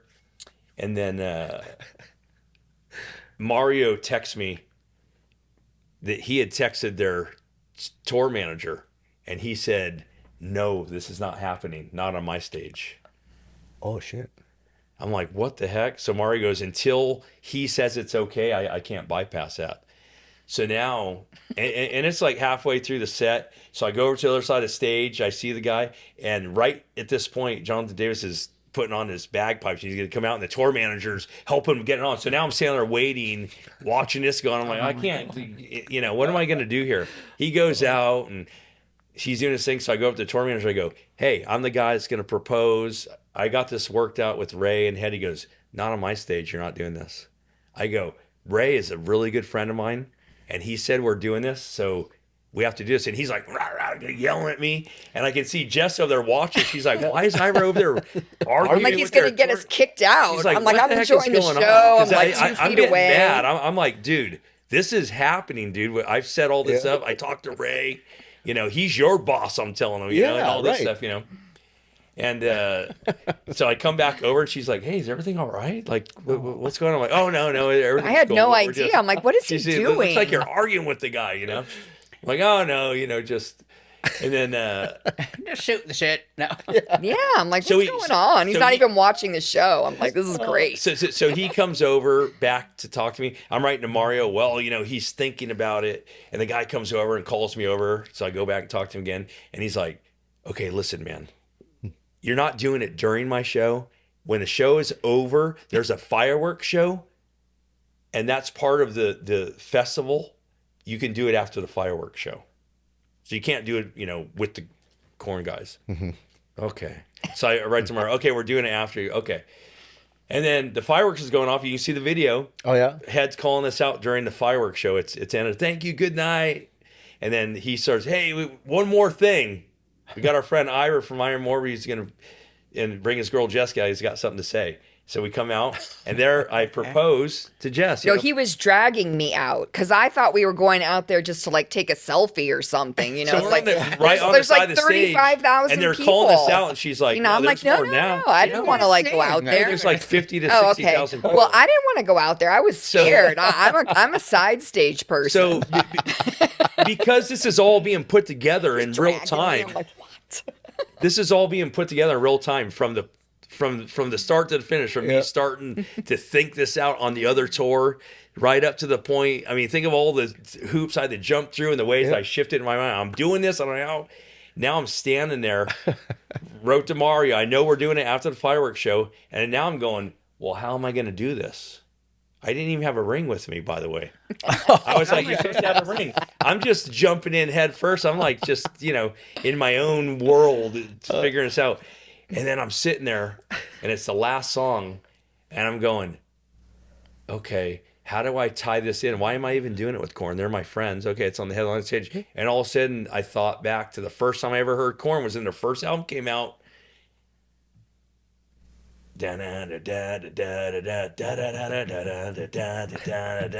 And what's the first line he says on the first Korn record? The first line you ever heard of Korn was what? I don't know. No, he doesn't. Ready? So I'm like, that's my line. Are you ready? So I go out on the mic, and here I am on H.R. Geiger's mic. That he made for Jonathan Davis. Yeah. I'm dragging her out. They're calling us out, and you can see her in the video, kind of taking like, slow steps, like, "What the fuck is going on?" And then I go up to the mic, and I got my hands out, and she's like, "What is Ira doing? Why is he on this microphone?" And I'm like, "Are you ready?" I was freaking out. And then I left a pause, and I go, well, I am, and I hope she is. Jessica Chase, will you marry me? So I turned that Yeah, line it was into pretty a awesome. proposal. I mean, you know, It was that's awesome. the creative mind, you know. Yeah. Now, of course, she's just like blown away, and she didn't even say yes. I didn't even say it. I was just and crying. I went over and gave her a I'm hug. You know, 'cause I knew it was a yes, you know. And then raised in my face with the camera. And then Head and Ray come over there and go, Head. wait a minute. What's the answer, by the way? You know, and she goes, and they put the mic up. She goes, yes. Oh, that's So I go to the, you know, I give her a hug, and I go over to the mic, and I'm like, yes, yes, yes. And then Mario has the smoke machine going to the yes. The whole audience I mean, was going, yes, yes. almost yes. like we I was planned it. Yeah. God, it's so cool. It was awesome. It So- was pretty amazing. I was pretty blown away. So people were talking about this. It went viral. Korn and Ray were writing to us for next couple days, the next show, saying everyone's coming up to them talking about this. So awesome. Yeah. Yes, such a spectacle. Everyone that's seen it's always blown away. I'm, you know, the luckiest guy in the world to you know, have her and to have done it like this. I want to express it like that because that's how I feel about and it. we're forever indebted to Ray and the Korn guys. I mean, Yeah. that was yeah. and the tour man, the stage manager, poor guy. So, I know. mean, I can And just shout imagine out if and it were thank you me. to him No, for, you can't you know, do that. dealing with me. You know, I'm a, you know, crazy musician in love. What can I say? Now, do you think that my ideas ended there? Probably not. Knowing you, no. So for a few years, I talked to her about, hey, let's get married at a festival. And she's like, well, I mean, that was already already such a grand thing. Like, what about our family? Let's do it at home somehow. And then the pandemic came around and, the world shut down. Yeah. So we still haven't gotten married since then. Yeah. We're married in our hearts. Yeah. Yeah, of course. Yeah. We say husband, wife, but we're not. And common law, we split now. She gets half, half my gear, half my guitars. Jesus. That's But, Yeah. But, I had mentioned this. Oh, and you get half? Yeah.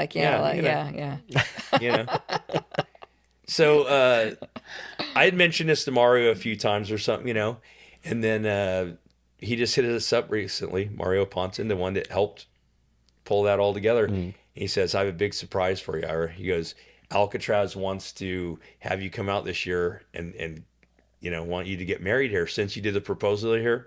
So they're bringing us out. And we're going to get married there August 7th, 8th, 9th, and 10th. We're going to be there. We're flying out. So amazing. Yeah. Amazing. And they have a whole thing planned. There's a choir that's going to sing. We're getting married on this big Viking table or something, he said. Yeah. And there's a whole thing going on around it. It's going to be filmed, all this stuff. So really cool. And there's plenty of months for me to adjust my mindset to Right. doing it. Yeah, like I'm not because you're sure probably because he nervous. kept saying, "Come out, let's just do it in 2 weeks." I'm like, "No, I need a little more time. I need a few months. Please, just a little more time." And of course, over the past couple of years, Mario had come out to visit, and he asked me to produce a band he was playing in called Fat Bastard. And I started talking with them, and we're, talking about what we're going to do. And then all of a sudden, he contacts me one day and says, you know what?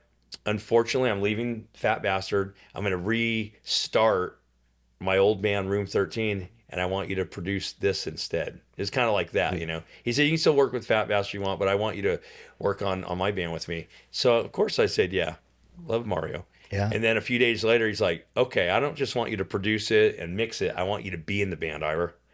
And you know me, Mr. Juggling, I'm up for the challenge. I'm like, and I love Mario. I hadn't even heard his style or music yet. I said, yeah, I'd love to.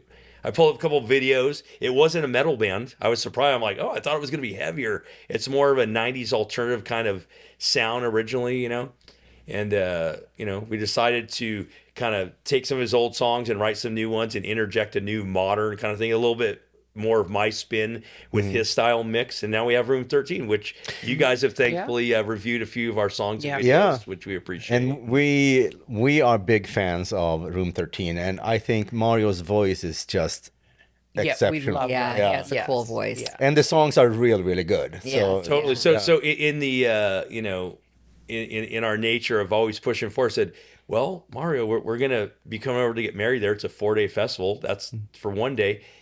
Why don't Room 13 maybe? I had an idea. I said, you're part of the production there. You're part of the family there. You work with them. Maybe they'll let us play one of our songs. I decided, well, we did a cover of Hellraiser, which is the Lemmy song he wrote for Ozzy. And we're doing a cover that's a mix between the two. It's kind of like the Ozzy style music with a little more over the top guitar like I like to play. Yeah. And then it has, our voices a little more rough like a Lemmy. So it's kind of like a mix between the two. So I said, maybe they'll let us play one song there and we'll film it and we'll make a music video for the album. So, Ira, that's a great idea. So he went to them. Of course, he's a one-upper too. Yeah. He's like me, and I love Mario because he's like that, and he makes stuff happen. If he says he's going to do it, he does it. And that's, I really admire that and appreciate that. He comes back, okay, I see your bet, Ira, and I raise the ante. He talked to the other Mario, and he's like, now they want us to play a half-hour set. So now Room 13 is performing there as well. So how lucky am I? I get to get married there, play music. There's all the things I love. It is my 3rd year in a row playing there as well, which is a rare thing. Like, wow, very blessed, But we're also bringing my good friend Ronnie out to play drums with us. Mm-hmm. and who lives in LA.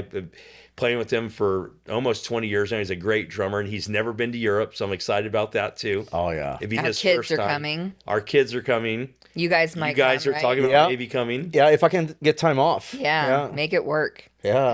Have you been to Alcatraz? I'm not. Oh, it's such a Yeah. great Oh, festival. it's going to be a blast. We've The been whole thinking about it though for a couple years. Yeah. yeah, the whole stage looks like a prison. It's Yeah. set up, and there's Oh, yeah. fire shooting out the top. Yeah. And there's a guy that's the mayor of the town, or he used to be, and he's a metalhead. He hangs out there, and I met him several times. And he became the head of the Ministry of Finance for the entire country of Belgium. Oh shit. He's in the Yeah. government there. Not to get into politics. Yeah. No, but no, Don't get me started. He's a big metalhead. He's going to be there. They're talking about maybe him being involved in us getting married, or him getting involved in doing some Yeah. press. So this is going to go big. This is going to be some gonna be some fun. big news. Another It's gonna be a lot of viral fun. moment. Yeah, Yeah. yeah. And all I can think about is I need a dress. Oh yeah. We're going full metal regalia. Wait, who's marrying us? It's a. It's What a do they call him? well. Is it the jailer or is it the metal? The metal. What's his name? I think he said it's going to be like a metal priest that looks like Right, a a zombie metal type priest. thing. But, Metal priest, yeah. Or it might be also there's a mascot of the festival.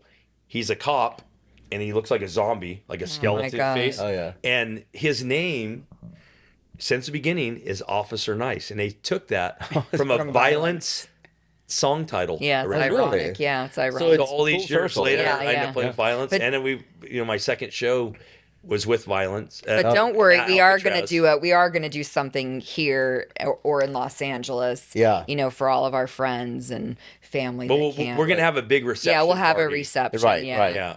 So Yeah. So. Yeah, but gonna do we hope something. to be able to come out there. I Yeah. looked up, flights. Are you flying into Brussels? Right? Yeah, Brussels. Yeah. Yeah.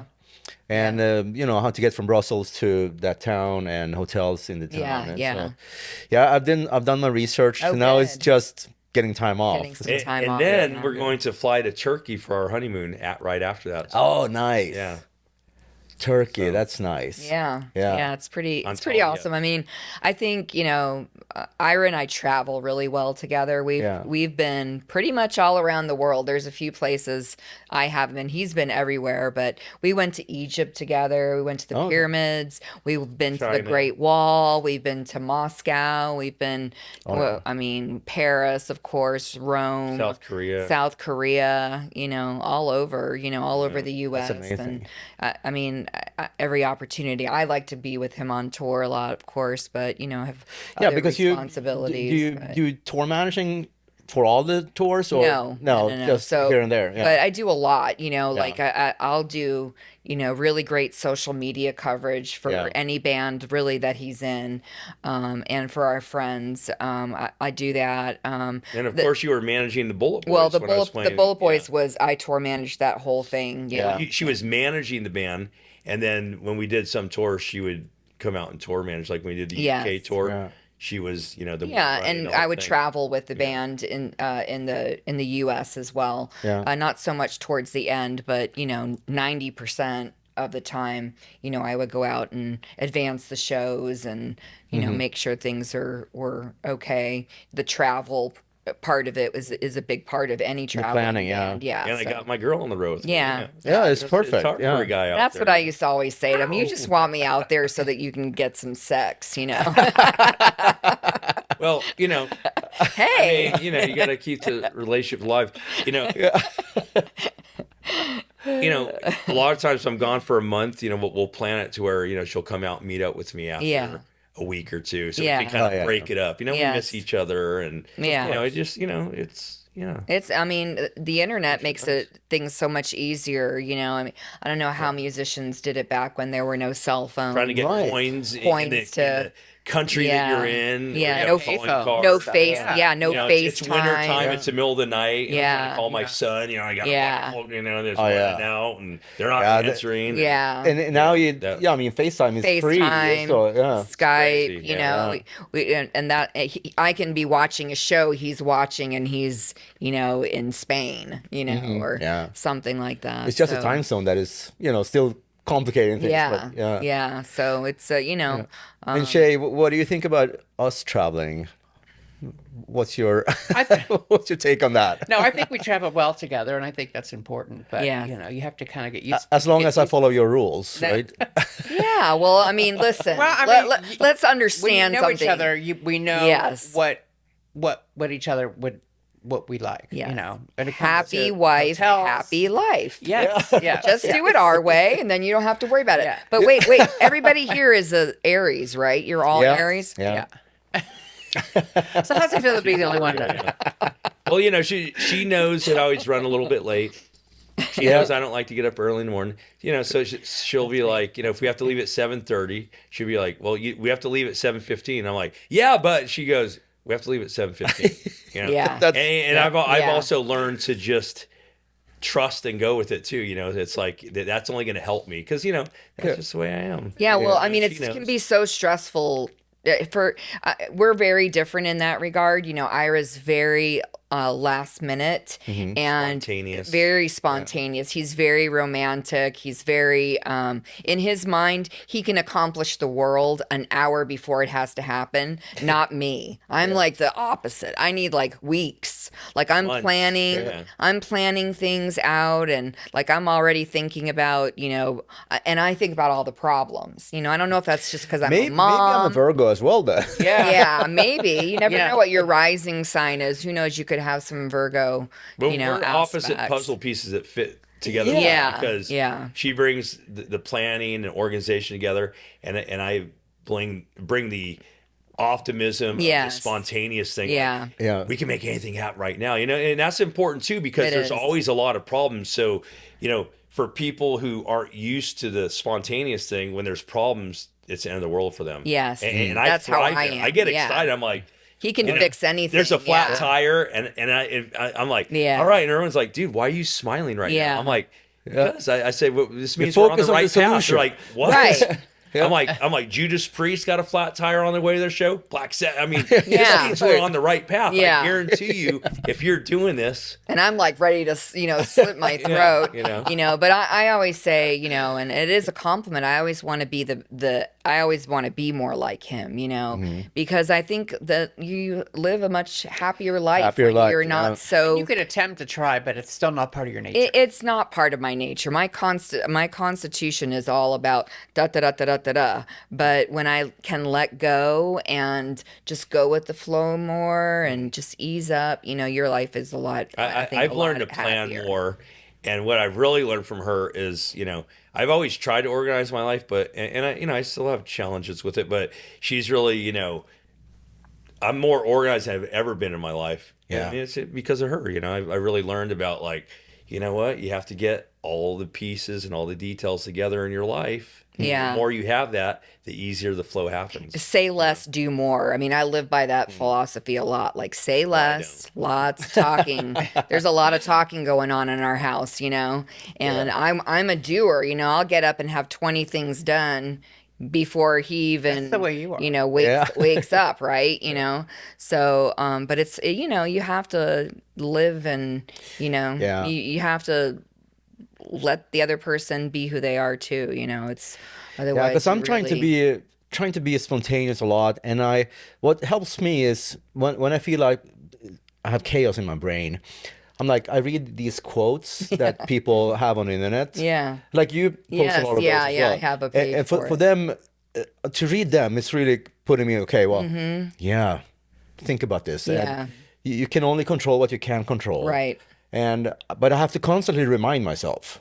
Absolutely. to do that, It's yeah. a big part of my life. It's a big part of Ira's too, you know, like you know, affirmations and meditation and, you know, understanding, you know, how to work out some of that stress, you know. It's like you know, I you know, rely on that from myself Yeah, for yeah. sure, you know. We both do, you know. And So do you use, because I know you use tarot cards. Yes. Is that something that is helping you with that, or is that just yeah, so separate topic? Yeah, so my mom has been a spiritual empath, psychic person my entire life. Like I just grew up with it. My grandmother too. And I grew up with tarot cards and, spells and incense, and all the things, crystals and, all this stuff, Her mom worked at Psychic Eye for yeah, many for a years, long doing time. tarot reading. Oh, okay. Yeah. Yeah. Psychic readings. And so I like to think of myself as like a second, third generation, witch for lack of a better word, and I don't go around saying I'm like a witch, but I'm a spiritual person. So those are tools that I use in my life. Astrology is a big tool in my life, tarot is, affirmations, meditation, spirituality, those kinds of things. And I find it very empowering for myself and for others, so, why not use what has been a gift for you, for Right. me, it's always been that way. It's not dark at all, My grandmother put white light around me when I was about 12 years old, and I still say that today. I'm never affected by somebody else's darkness in that regard. I mean, I don't want to be around people that are that way, but I can handle being around people and not feel like it's going to do damage to myself. Do you know what I mean? Yeah. And we've had some people around us in recent years where we're just like, wow, man, where did this person come from? Where we just felt like, had to cut some people out of our lives. Part of that was about leaving Los Angeles too. I didn't even really realize how the physical aspect, would also change that up for us. Yeah, we had to restart our lives in a certain sense. We did both quit Bullet Boys pretty much right away. Yeah. She quit managing and I quit playing the band. Yeah. Within a And month. Brad as And well. Brad. And Brad, yeah. Yes. A lot of toxic behavior, unfortunately. And, I know you didn't ask the question, but I know it has to be talked about at some point. Jessica wrote a message saying, a resignation letter. An email. An email. Yeah, it's documented as receipts. Yeah. And I wrote a message also to Marq the singer, because it's his band, saying, we need to take care of these handful of things, money's owed and some other things before we move forward. And never heard back from him. And then a month later, he does a press release saying he fired us. And it's like, No, nobody was fired. and now, and who cares? Because, okay, Yeah. I don't even care if you fired me. I'm happy to be away from the behavior that was going on there. And I must preface that with, I think there's some mental stuff going on there that maybe he's out of control of. And there's also, weed smoking. I grew up around weed smoking. My stepfather, Vietnam vet, major weed smoker. I call it the weed grumpies, when people are addicted to weed. And not everybody, but I've seen a lot of people, they smoke weed, and when they don't have it, it's called jonesing. That's, Okay. And they get an super addiction like grumpy. cigarettes or anything. And, Yeah. and it becomes like, like they're crazed, until they get that weed, because it calms them down. So it's the opposite effect when they're not smoking it. They're not just balanced. They're overtly, angry and over the top and hurtful and stuff like that. So we dealt with that a lot. I think Mick Sweeta put it best, when he left the band, because he had left the band a few times. He had rejoined, but he said that hour, this is perfect. That hour on stage with Bullet Boys is awesome. Mm-hmm. Yeah. But it's the other 23 hours. Yeah. It's so hard to deal with, So, I can say that that's exactly the best description for it, because I did love playing with them, and it was a great energy live. Of course, Fred and Brad, who Jess and I brought to the band. Yeah. When the original lineup quit. But, unfortunately, it's interesting because the music world already knows, if you've been around for 10 years, 20 years, 30 years, people already know how you are. Jessica's managing a band. She's calling around trying to get us booked. At least 30 to 50% of the time, people are like, no, I'm not booking that band ever again. Right. So we were trying to... It was very challenging. We're trying to repair that. And I'm not just here And to it was say repaired. bad things about Marq, but, he really, has some issues about how to get along with people. It's he's very concerned about himself, and I think it's really medical to a certain degree. It's not something that he even realizes he's doing, and that's the hardest part, because when you try and sit down with someone and have a conversation with them, Jess and I don't always get along, but we can sit down and have a conversation even when they're hard, and we listen to each other. It's called being in a relationship. That doesn't exist there with Marq, so that's why he has all those problems with people over the years. Yeah. We're dealing with addiction and dependence. That's one thing. Now, you've been sober for a while now. Is there anything you want to elaborate on that, since we're in this area? Yeah, I just wanted to just kind of throw in too, because I had been around Bullet Boys for a very long time, 15, 20 years. And, being friends with Mark's ex, my best friend for many years. And, the challenge really was, when I was asked to manage the band, was how to make the band more marketable, and so the success, because it really was successful for quite a while, and I considered, really like understanding, Mark and the band and all of that for a long time, working on their social media for all these years and that sort of thing. But the real challenge is that, like, I look at it like it's like nothing was ever enough. I could never do enough to make, him feel like, it was never enough money. It was never enough, planning. It was, I would find somebody to fill in for me, I want more of the money. Yeah. Every time. Yeah. If there was no problems and no drama, yeah, he would make some up. Yeah. And then every time we traveled. Yeah. And then the hardest part about that was, could be very appreciative, to your face, but then behind your back, he's talking, shit about you. And, on like, one of the things that started really turning me off fast was, when we were in the UK, and I had booked the entire tour. I had tour managed the whole thing, and that included getting a buy-on band, which we wouldn't have been able to do that tour without the buy-on band. She made this tour happen from A to Z. Yeah. And they were friends of ours, and Mark had the nerve to say to him that how did he put it? He called us, they're my bitches. He called Ira and I his bitches.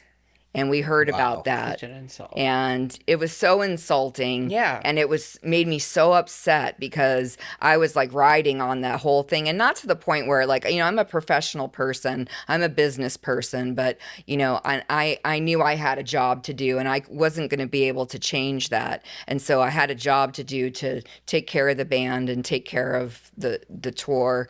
But ever since then, I just felt like, you know what?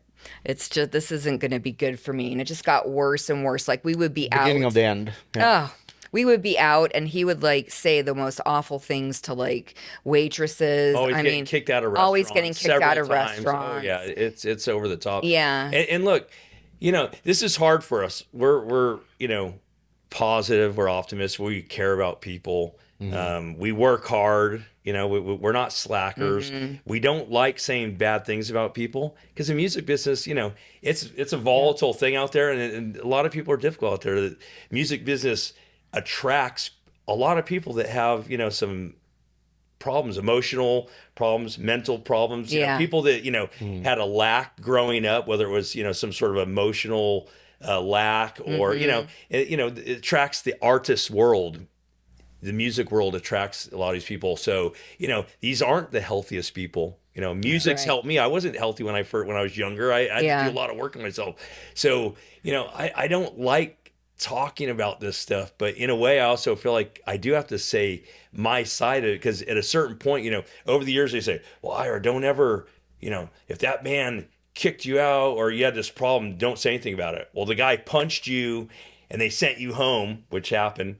With another band, it's like, well, then I have other artists that person were reaching out to me saying, hey, Ira, don't say anything in the press about that. And I'm like, well, why can't we talk about this stuff? It's not that I'm trying to start drama, but it's also my story. So my story isn't valid, what I've been through. Like you said earlier, you play in a lot of bands, Ira, 98 bands I think I've been in at this point. 5 people per band. Do the math. I've dealt with a lot of people. I could write a book on the psychology of being in a band and dealing with people. I can see it coming a mile away.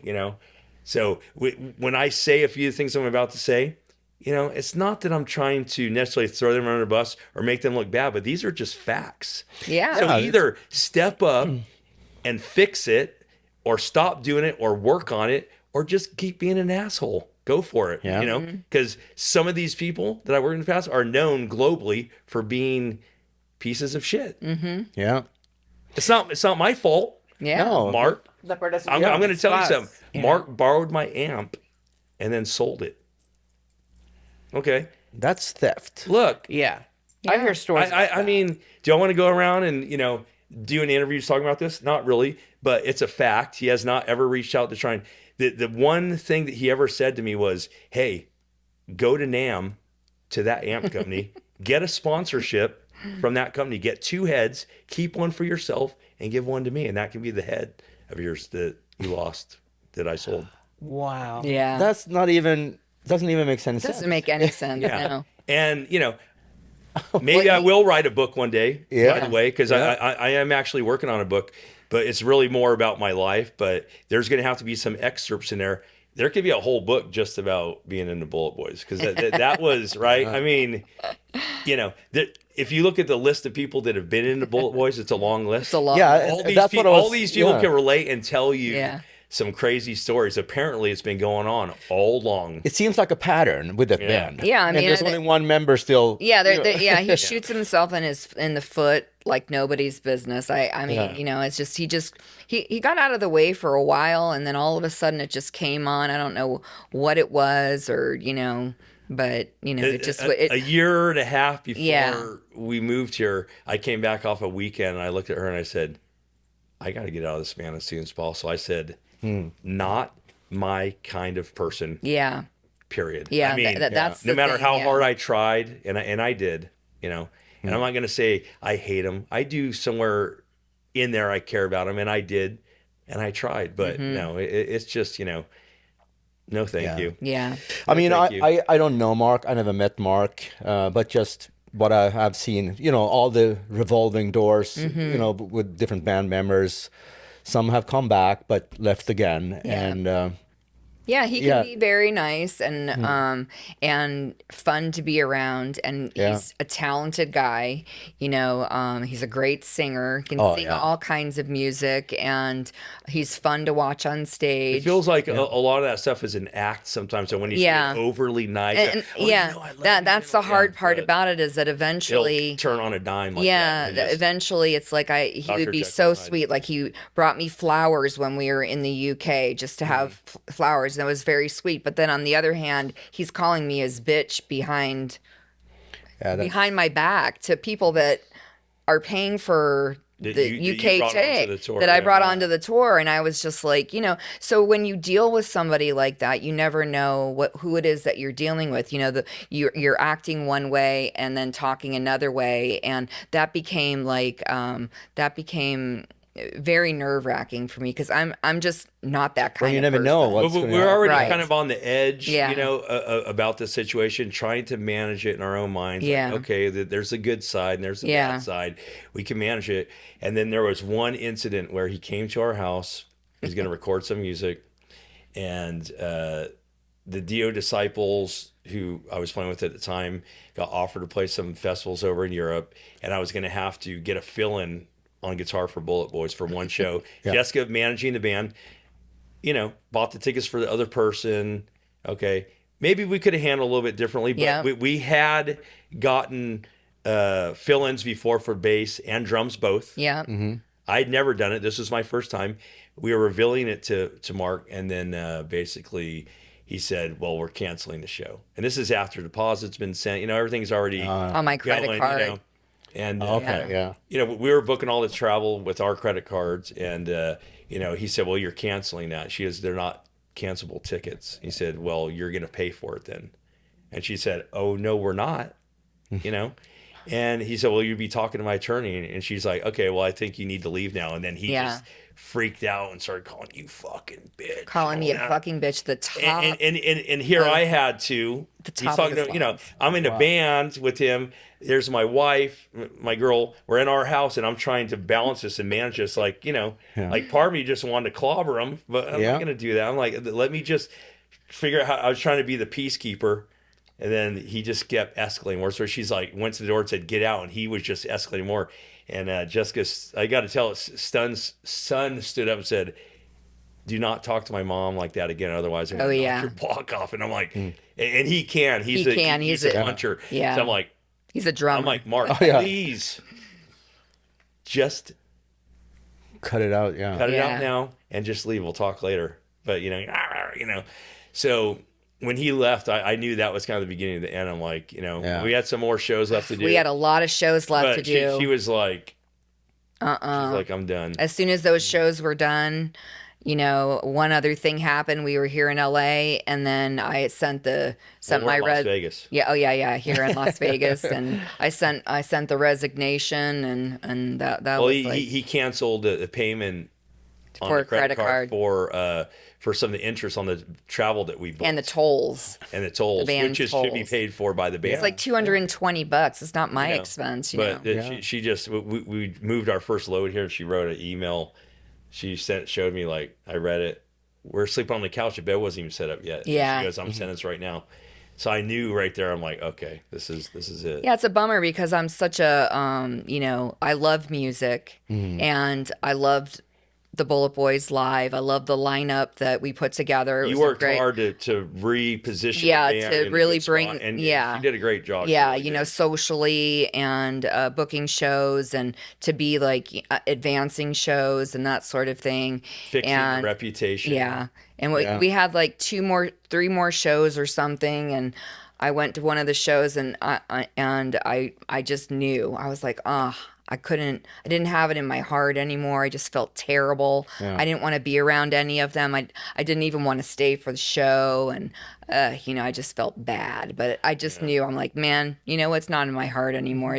You know, when you have a Virgo, because Virgos are extremely loyal people, very loyal. Like I can deal with a lot, you know, but I couldn't deal with that. That was, until some point, right? I was done. And a really difficult thing, you know, having played in so many bands. And he's in the band, you know. When the relationship ends, you know, no matter how you feel about it, you know, it's a little bit sad. You know, it is. Yeah, of course. It's heartbreaking. But with this, I really didn't feel it because I was like, you know what?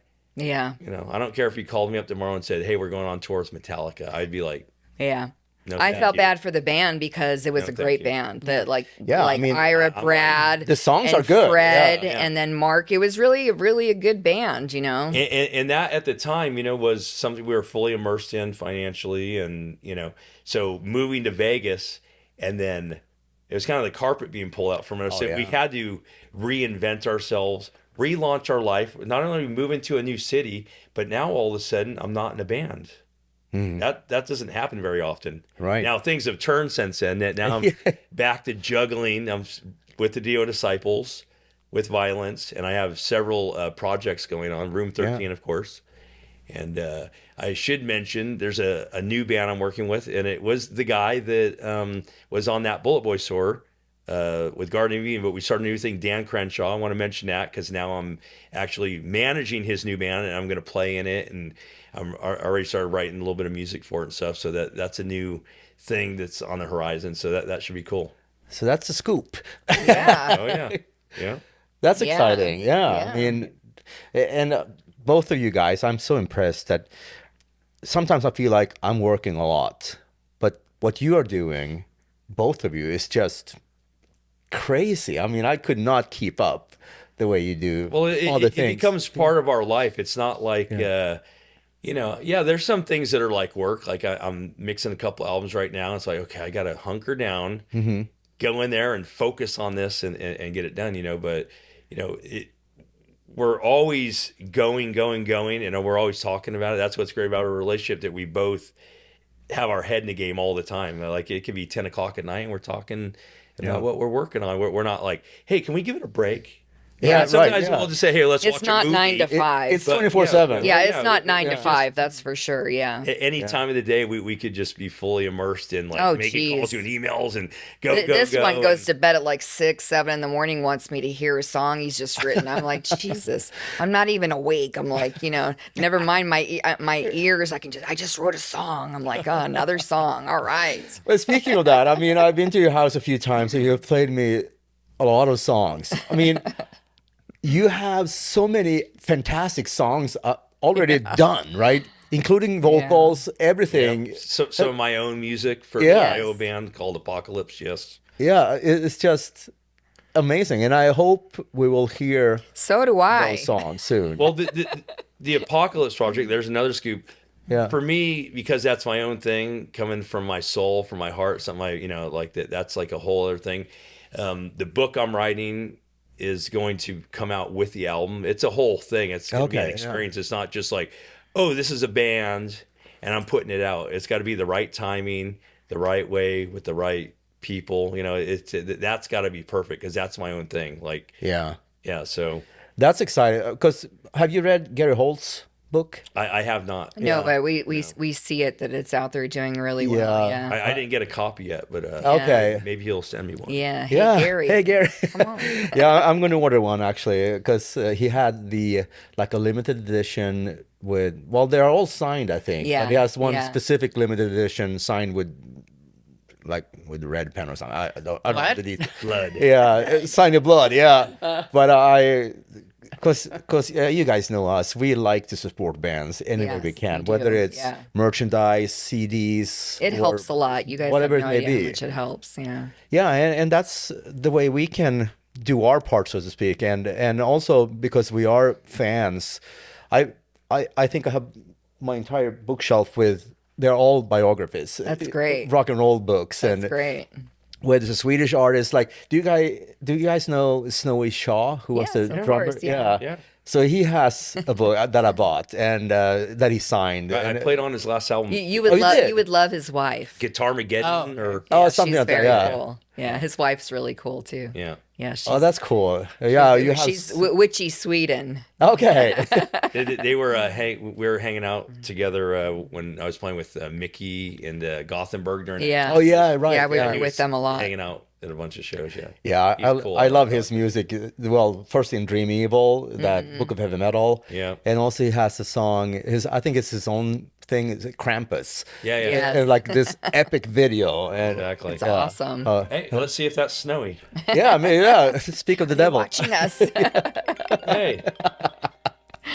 Oh man. That's funny. Yeah, so I want to mention that this show is sponsored by no one, but we're looking for sponsors. And as a segue into that, I want to talk about Guitars for Kids, Oh yeah. because Yeah. another charity thing you have been doing. I mean, Ultimate Jam Night, that's usually a charity. We do some charity. Yeah. A couple of times a year. Yeah. Yeah, And we are sponsored by the Rockin' Roundtable. Yes, you are actually. guys. Yeah, but yeah, tell me about Guitars for Kids, how that came about, and what you have done so far. Well, I started playing guitar when I was 10. It changed my life. It helped me in a lot of ways. And look, my whole life's, Guitars. yeah, guitars. My whole life is been an unfolding from, me being a guitar player. All the traveling I've done, all the bands played in, my whole life pretty much revolves around it. And the guitar helped me so much. And over the years, I've always auctioned off and gave guitars. I gave a guitar right off the stage to someone once. Oh, really? Yeah. Oh, shit. I've been doing this for years. I like giving guitars away because I like the excitement of, helping people and the excitement of someone, oh my God, getting a guitar. But, because I've been doing this a lot over the years, I just, after we moved here, I thought, it'd be cool to set up a platform to actually do it. It's not just some random thing that I do, that I have an actual name around it and a thing that I can really focus onto it, and I like the idea of giving back, what music and guitar's done for me. I like accentuating the idea of guitar. Like, yeah, everyone knows about guitar, but it's like, no, guitar's an awesome thing. And it also keeps music going, because in this modern day and age of technology, you have keyboards and all this AI and all this other stuff. It's like we need to keep real instruments alive, and guitar, it's a big thing in the world. So that's really kind of how all that stuff stemmed, and kind of had a coagulation of like, I'm going to make this platform to actually do this. And it was around Christmas time that I launched it. I thought, hey, that's the best time to do it, because there's a lot of energy around gift giving and all that. And someone along the way said, hey, you're the Guitar Santa. And I thought, hey, that's kind of funny too, as a nickname. But Guitar Satan. yeah, Guitar Satan. But at one point we were in an airport, and they had this new machine where you're putting your bag and it weighs and does all this some new technology. And this lady was in front of us, and we're waiting, and she keeps weighing her bag and she's beeping. She opens it up, and it's full of this lavash bread. Full, and I'm like, oh my god, the whole thing. And she was all mad. bread. She pulled out a couple of these. Oh, sorry, there's these big, She pulls out a couple of them, and she's weighing it, and she runs over here and gives it to her husband, and they got like 6 kids around him, and the kids are holding the bread. And I jokingly this is when you're on tour, we come up with these funny sayings and things, and I said to Jessica, I said, look, it's bread for kids. Bread For kids. Oh my God. I'm like, why does this woman have all this bread flying to, where's she flying with all this bread? You can't get it where you're going? It just became this enormous so show. this whole weekend I kept going, bread for kids, .com, bread for, we need more bread for the kids. And didn't we meet somebody that was like a bread manufacturer or something at one of the shows? Yeah. We were like, what the hell? So in the back of my funny. mind, I had this joke about bread for kids. So when I was coming up, I was trying to come up with the name for this platform. I said, guitars for kids. It kind of stemmed from that, because I had that in my mind. So I looked it up, and there's nothing really online that stood out about that. And I said, hey, that's a good idea. Guitars for kids. Yeah. How simple and how awesome is that? You just say it and people already know. But every time I tell people this, they go, that's a great idea. You don't even have to explain it. Guitars for kids are like, dude, that's awesome. But Ira was really on his own at a very early age, like 13, 14 years old. He was like, pretty much. Well, I left my family when I was 14. Yeah, he was making his way in life at a very early age, and his relationship with his guitar was really everything. It changed your life. So that's really, I think you have to really, from a personal standpoint, really recognize that when you're giving a guitar for a kid, you're really like, you're sealing the deal of what was given to you. It helped him through very difficult times, right? Oh, yeah. Gave you self-esteem, something to do, so I think that's... Yeah, and one of the, the guitars you have donated to one of those kids, he had a, tough time. His father passed away. Yes, Danny. Yeah. And we saw the video. Of that was the guitar that you guys donated. Yeah, yes, it was. Yeah. And when he first wrote to me, the father had only had a few heart attacks at that point. Yeah. He said he, could use the guitar, because that's the scenario. I have the website, and you write me a letter. The kid writes me a letter telling me why they want one. And he said that, it'd help him get through some of the anxiety of worrying about his father, who just had some heart attacks. And I said, okay, well, I'll send you a guitar when I get back from NAMM. We were driving home on that Sunday, and I got the email the day before, and I saw it was heartbreaking. His mom wrote me and said his father passed away yesterday. Yeah. We're like, wow, this resonates even harder. Yeah. And more true as to why we're doing this. We're really, Yeah, and the first guitar was a bass guitar that we gave away when we went up to Eli, to Eli. And what was really great about Eli, and he doesn't mind us talking about this, but he has autism, and his mom was a friend of a friend, and like this whole thing. But they're from Sacramento, where I'm from. He didn't know how to really play a bass. He had played a little bit of a bass, but apparently he's joined School of Rock now. And he's like really integrated into like, playing with other kids, and they give you lessons there as well. And so really, that's really great. This is the cool part, that's too. The coolest thing, didn't really think about is the pre-thought and setting it up. And then I just had the realization recently going, wait a minute, as this carries on, we're going to see some of the stories Yeah. that come from this. Yeah. Wow, you know, the what it's done for them, and you know, following the journey of, you know, it's like we're also intermeshing our lives together and our stories in a way too, you know, to And maybe 10 years from now, one of these kids or You several never of these know, kids come you up and know? play they're in a song with band, you. Yeah, or come jam with me. we or hope they're in so. a famous band. Or, Yeah, we hope so. You know, that they're out there doing it, or they just even come up and say, "Hey, thanks, you got me through a hard time with that. Yeah. That actually got me through 3 years of being a teenager." Because, you know, I mean, that's the hardest time we have in life is those teen years, because we're like going from being a kid, not knowing anything, into self-realization and like, oh my God, I gotta go and be a person in this life. And that's really the time where we switch over. And we've always worked with kids, you know, that's always been a big thing. Like, I mean, we have kids, so we had a house full of kids, like pretty much all their the friends, time. and then you All managed their a School friends. of Rock. And then I managed School of Rock, and, you know, that was a journey in itself. And, you know, that we've always wanted to work with kids. It's so, you know, heartwarming. It warms my heart to hear this, because there's so many people out there. And I met a lot of musicians, obviously, and a lot of them are very self-centered, very, you know, egotistical and selfish.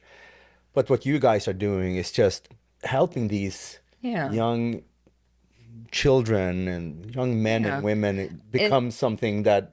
You know, musicians have a hard time, you know, in life in general. I think, you know, I think real creatives always most of the time come from not great places in childhood and in life, you know, and they need a lot of support, and, you know, they need to have a strong ego, you know. So I never like to think about like that musicians are necessarily that way on purpose. It's just that's how they've survived, and they need that recognition, you know, from the stage. You know, they need music, you know, helps them to get out a message that otherwise maybe wouldn't get out of. And I think, you know, that's why there's always great wives that surround their husbands, or great husbands that surround the female musicians, or great managers, you know. Help keep them in check a little bit.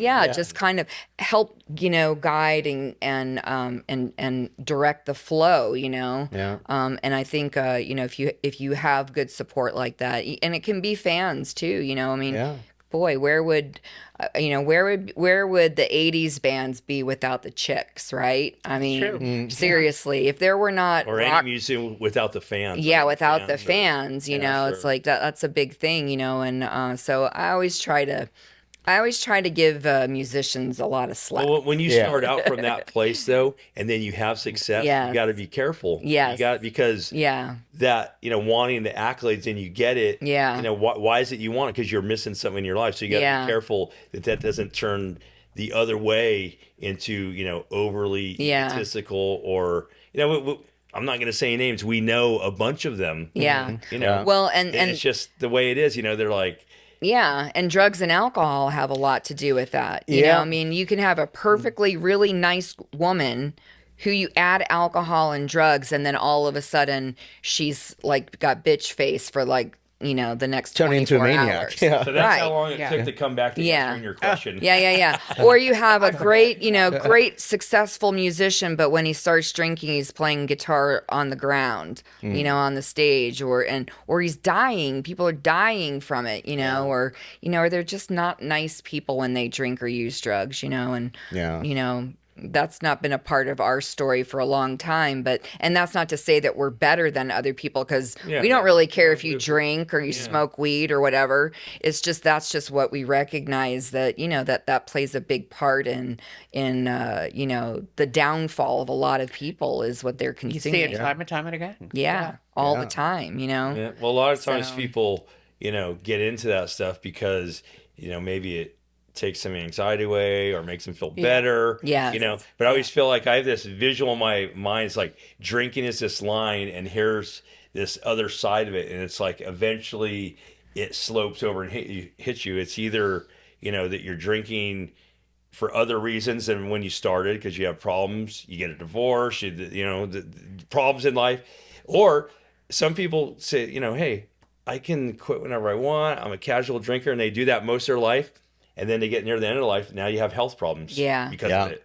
And it'll get you there eventually, Yeah. So it's, Yeah, and it's our not age everyone, group. I'm sure there's a percentage of people that Yeah. get all the way to the end. Is, Yeah. Hey, Our age group, today, you fine, have to be but- careful at our age group, Yeah. 50s, 60s, you start really have to be paying attention to what you're putting into your body because our organs, they don't survive No, when they you're don't. poisoning your organs, right? I used to say, I had a lot of people over the years, Yeah, that's true. talk Yeah. to me about it. Hey, Ira, you should, take a look at what you're doing. I'm like, oh, these people are crazy. I can quit whenever I want. I thought I was just fine, and now I see other people saying it's like eventually just hit me one day.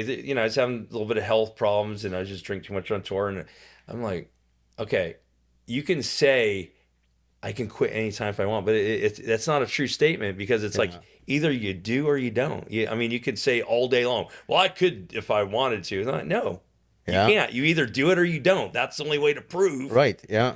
And it's But but that's- we don't preach it to people either though. So Yeah. But the don't thing take it is- like that. Yeah, No, it's absolutely not. that. And because I'm my late 50s, and for me, even though you've never been a drinker, and I have been drinking in the past, whenever I go out to shows. Yeah. But since August Swedish. but since Swedish. August last year, we go out. I could never do this before, but we go out and we drink liquid death water. Yes. Yeah.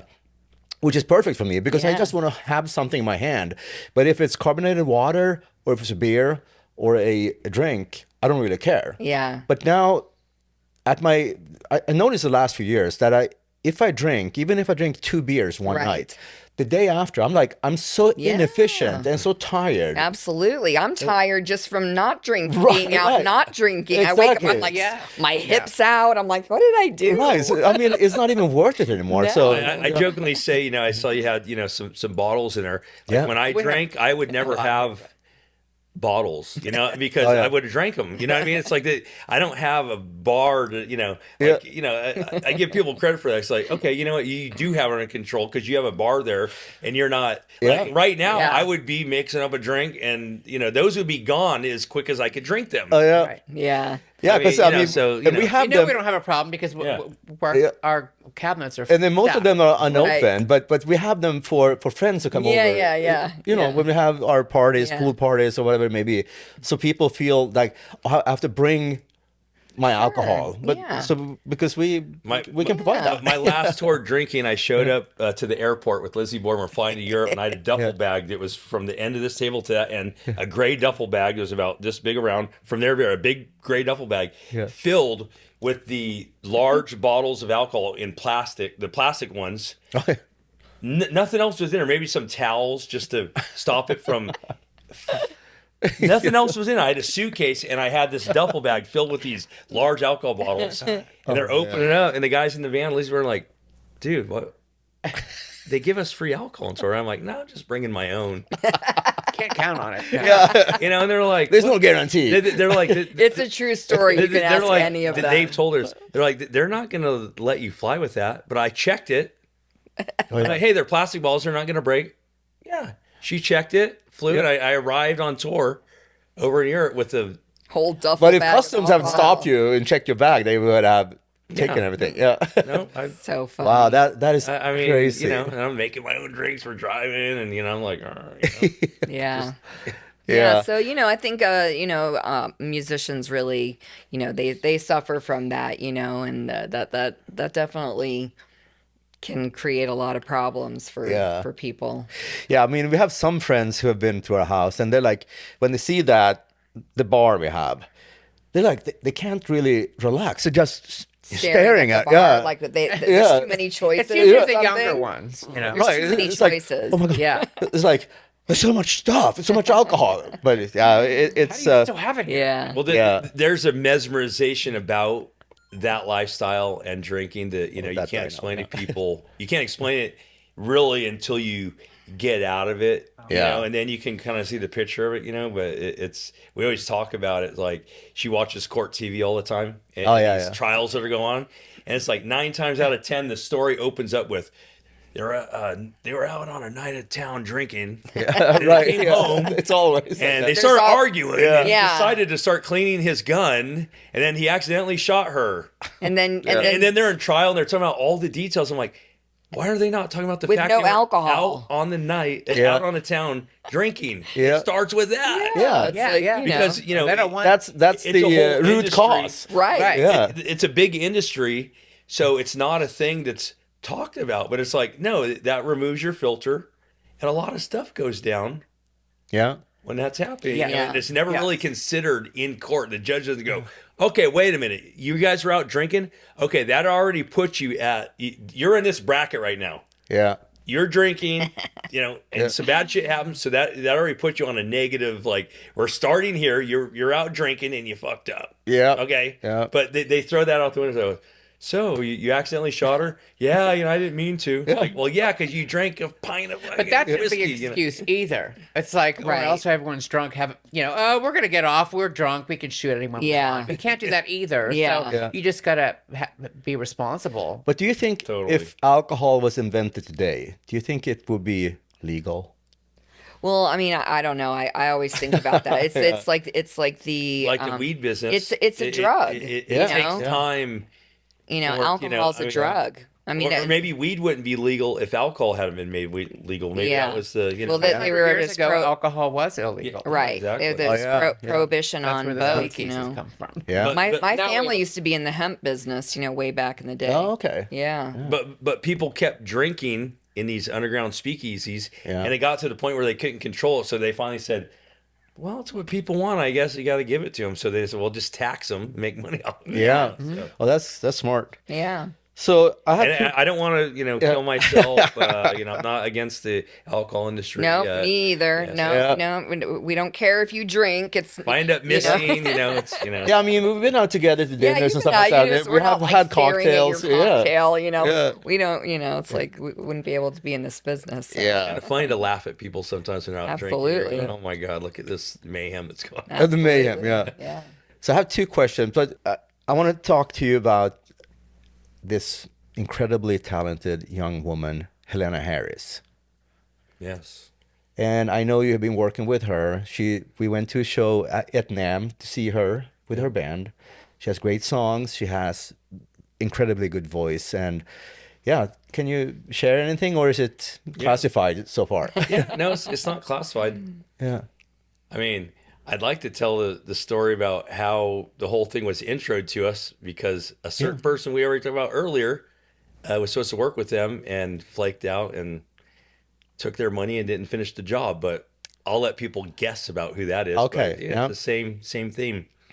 Goodness. So we moved to Vegas and we went to Les Warner's Halloween party, and this guy and this girl, this is a father and a daughter, walk up and say, "Hey, you know, we're Larry, we're Helena, good to meet you, Ira. No, you're playing in the Bullet Boys." You know, and I said, "Well, looks like I might be quitting the band." I said, "Oh, okay. Well, we got some stories for you."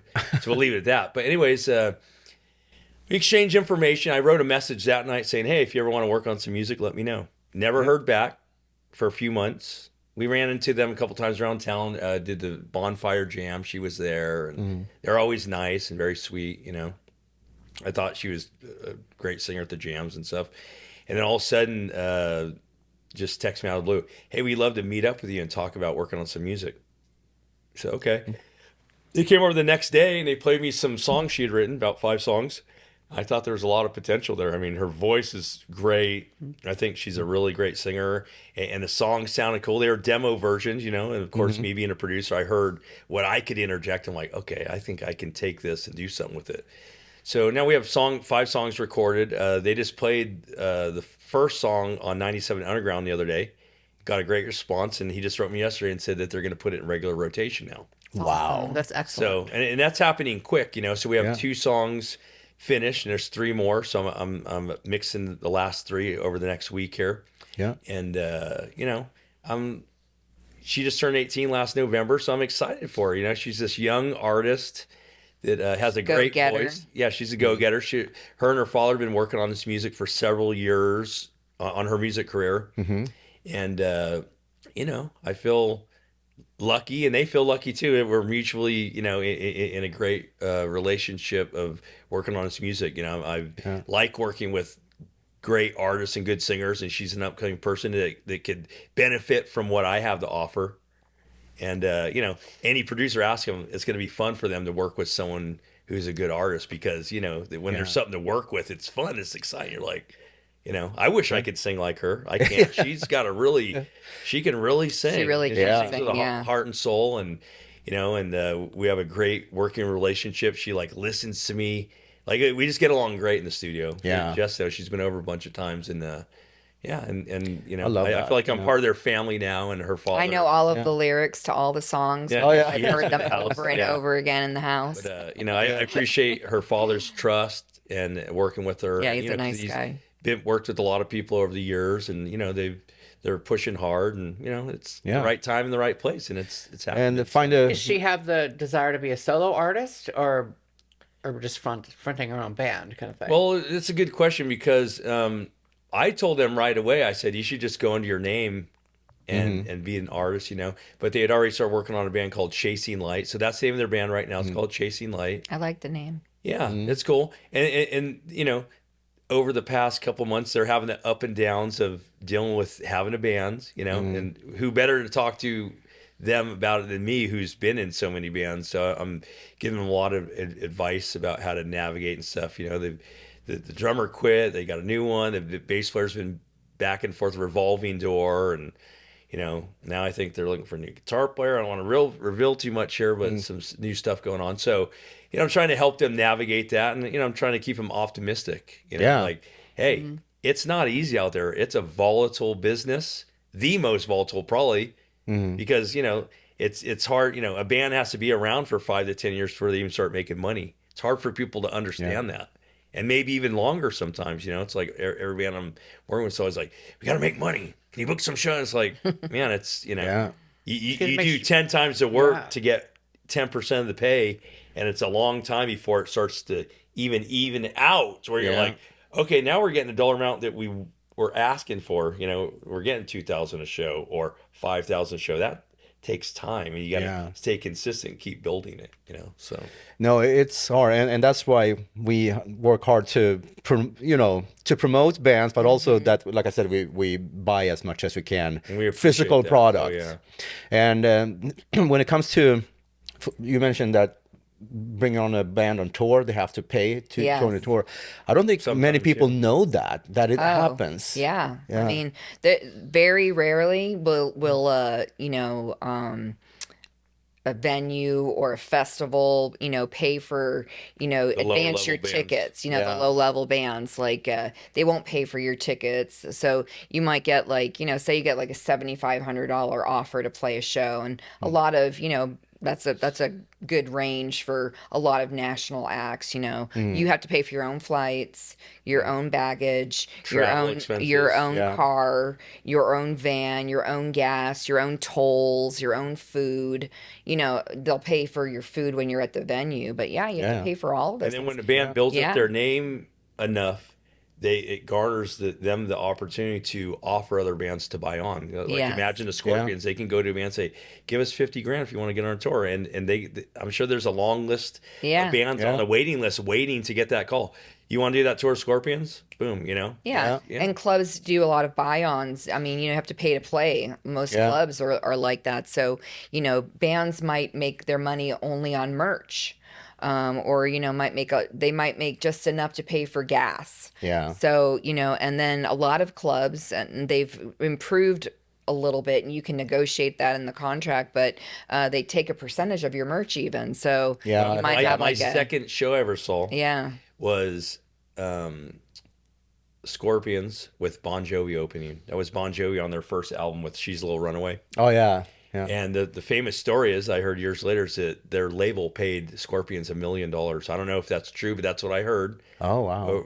Back in the day, they paid $1 million to go on tour with the Scorpions. Wow! Now maybe it was only $100,000. I don't know, but I still, remember hearing that number. Yeah. And guess what?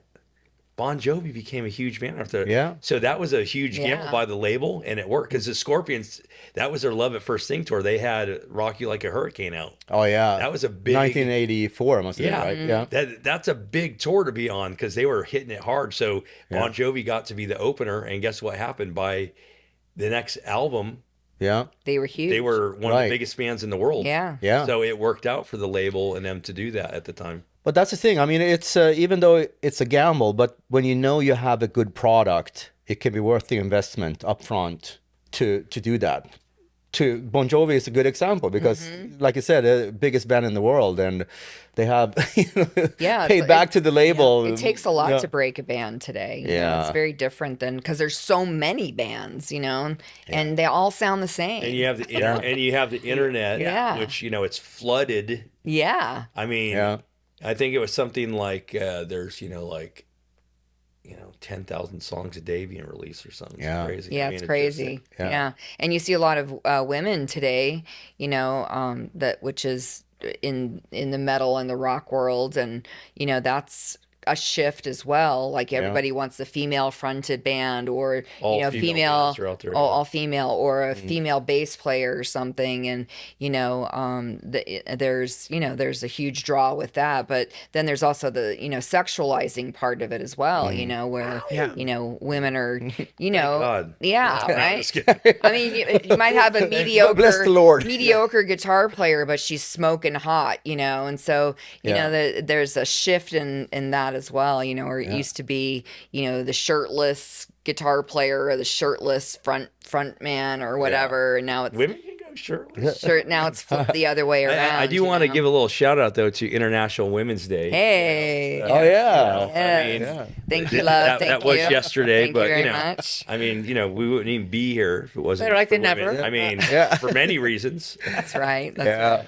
Yeah. But, Well, that's a good point with the female bands, because I mean, there's so many great female bands now. And speaking of guitar players, I mean, we are both fans of guitar players, like whether they're male or female. But the two that comes to mind to me from a metal perspective is Courtney Cox and Nina Strauss. Nina Strauss, yeah. Wow, they are amazing, both Very of them. good. Yeah. Very good Yeah. guitar player. And we went to see actually Burning Witches at Vant. Yeah. Courtney, And I was surprised when she joined like a European band. yeah. Yeah, but apparently it goes really well. And Yeah. And guess what? They've been pounding the pavement for a long time. They didn't just pop up out of nowhere. They've been doing it for 20, 25 years. Yeah. Oh, yeah. So I mean, it's it's a testament to also who they are as people to keep pushing forward Yeah. in the world when it's not easy for anyone, and especially for women, trying to come up in the metal world. So you got to really give them those props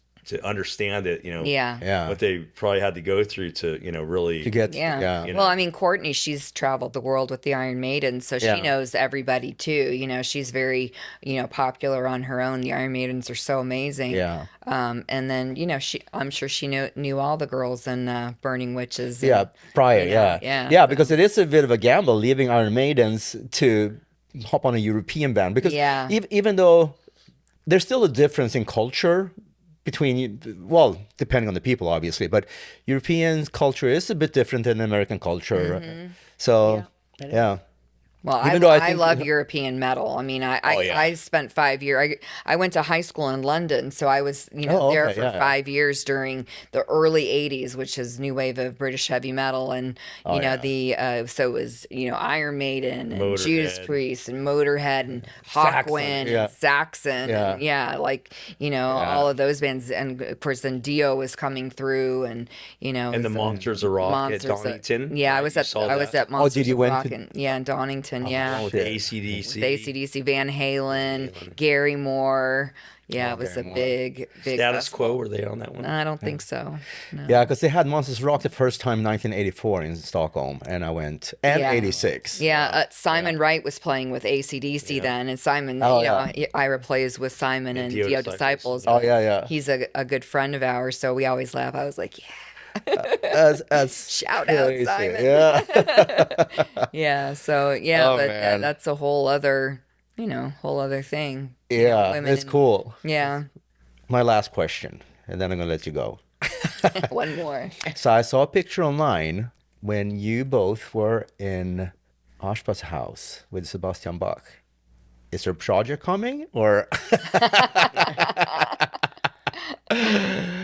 Well, we were just there for a Super Bowl Super Bowl party. Yeah. party, yeah. But it's funny because I asked to see Ashba's signature guitar, and he brought it out, and then a picture was snapped, so it looked like Sebastian's there, and I'm there playing his guitar, and Ashba's there, and it's like, of course, people start speculating about it, but I mean, one never knows. I always Never say never. Yeah, I had sent a few songs to Sebastian some years back. I'm friends with his son as well. I play with his son, Paris, in a project. Actually, I play with Dee Snider. Oh, really? And, Yeah. and Paris played drums, yeah, with his son Jesse Snyder as well, with Dee's son.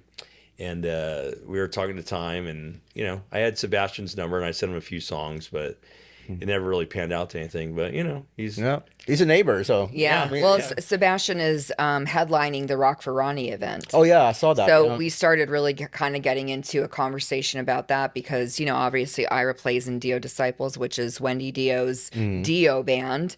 And Jessica's the one booking that and I lineup to that show, by and the I'm way. the music director for the event. So Yeah. all the bands, May 18th, we're also right? doing- May 18th, Yeah. yeah. May 18th, we're doing the All Star, And then the All Stars, I booked so. the All Stars as well. Oh, so, cool. And have you been to any of the? I have. Back when there bowling were or- motorcycle riding Oh, yeah, from yeah. Glendale to Yeah. Encino. Yeah, it's a great event. Jason Charles Miller. Yeah, she puts it on twice a year. There's a bowling event, and then yeah. it used to be the Ride for Ronnie, now it's the Rock for Ronnie, and all Count the 77's on it. Count 77. Oh, yeah. Yeah, Jessica. Yeah, That's cool. I booked them. Stoney yeah, and yeah, Annie, Stoney, yeah. those guys. Awesome. And then, well, let's see, I could say that probably. Chris Kale, he confirmed to play in the All Stars this year. Oh, so we cool. have some Vegas people coming out. Like, I'm really big about that. Like, I like to, I love that I'm here because, our nut of people is really in Los Yeah. Angeles, but in Las Vegas, now we're going to draw from both pools. So I think it's going to be a really cool day, Yeah.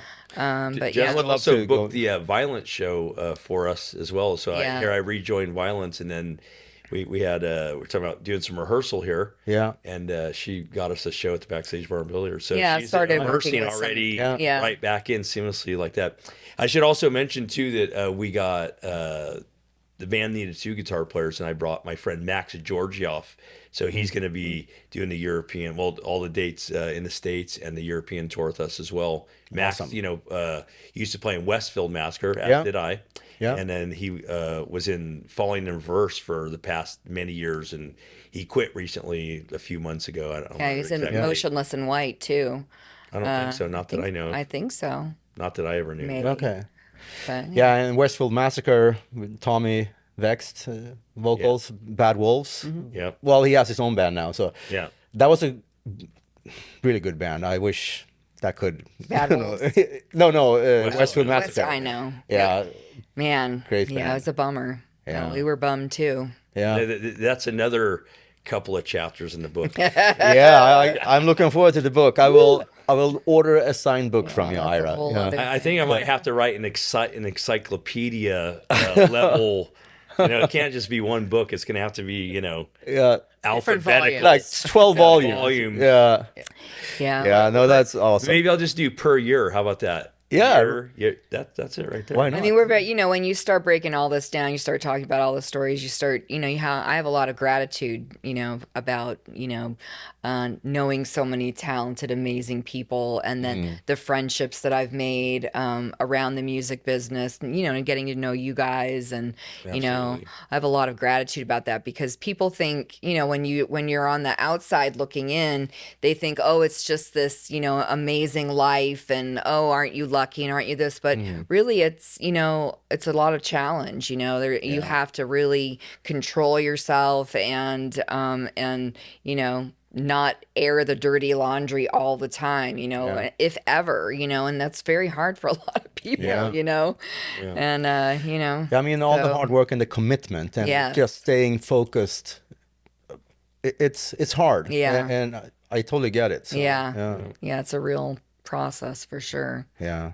So last round around the table, Shay, Any last words? It's been wonderful having you two, Thank you so much. Jessica, and getting to know you and having you guys on the podcast. Yeah, So, thank yeah. you. What a great, Thank you so much. this is great. You guys are so amazing on your podcast, and we're really happy to be supporters of you. And we really appreciate your support too.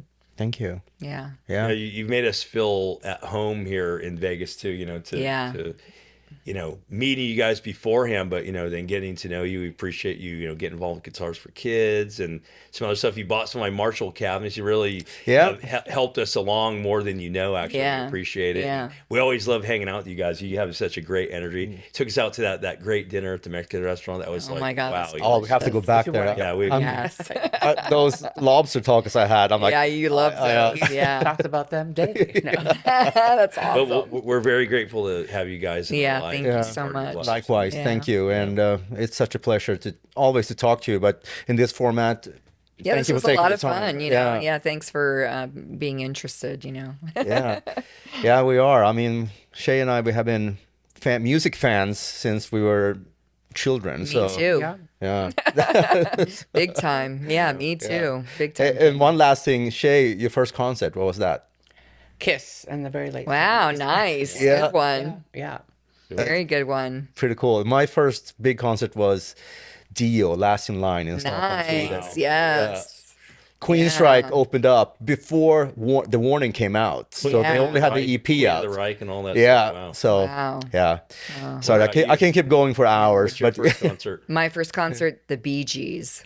That was my second. Yes. I think we talked about that. The Bee Gees. Scorpions Yes. with you, right? Saturday That Night was my Fever. second. Oh, second. My first concert was Quiet Riot opening for Black Sabbath on the Born Again tour. Nice. When Quiet Riot first came out. Ian Gillan? Gillan singing. Nice. Blew me away. priest. Oh, I mean, they had that song. Oh yeah. Yeah. Before Disturbing the Priest. Yeah. And then they had these Stonehenges on the side of the stage, like this big, and then these monks came out. It was all red with smoke, and these monks come walking out. It's like, then they go walking off, and then Oh, I love it. Disturbing the Priest.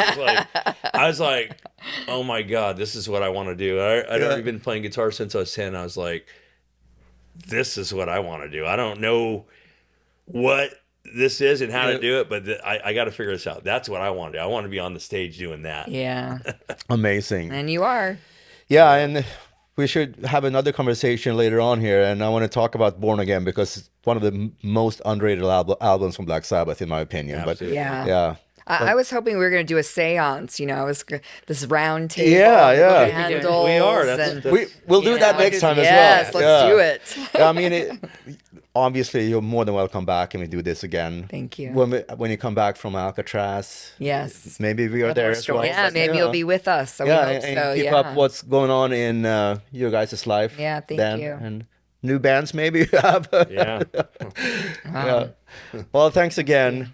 Thanks you guys. everyone Thank for you. listening. The Thank Rockin' you. Roundtable. Yes. Rockin' Roundtable is Matthias awesome. and Shay. Yeah. Okay. Woo. Well, Good job. thank you.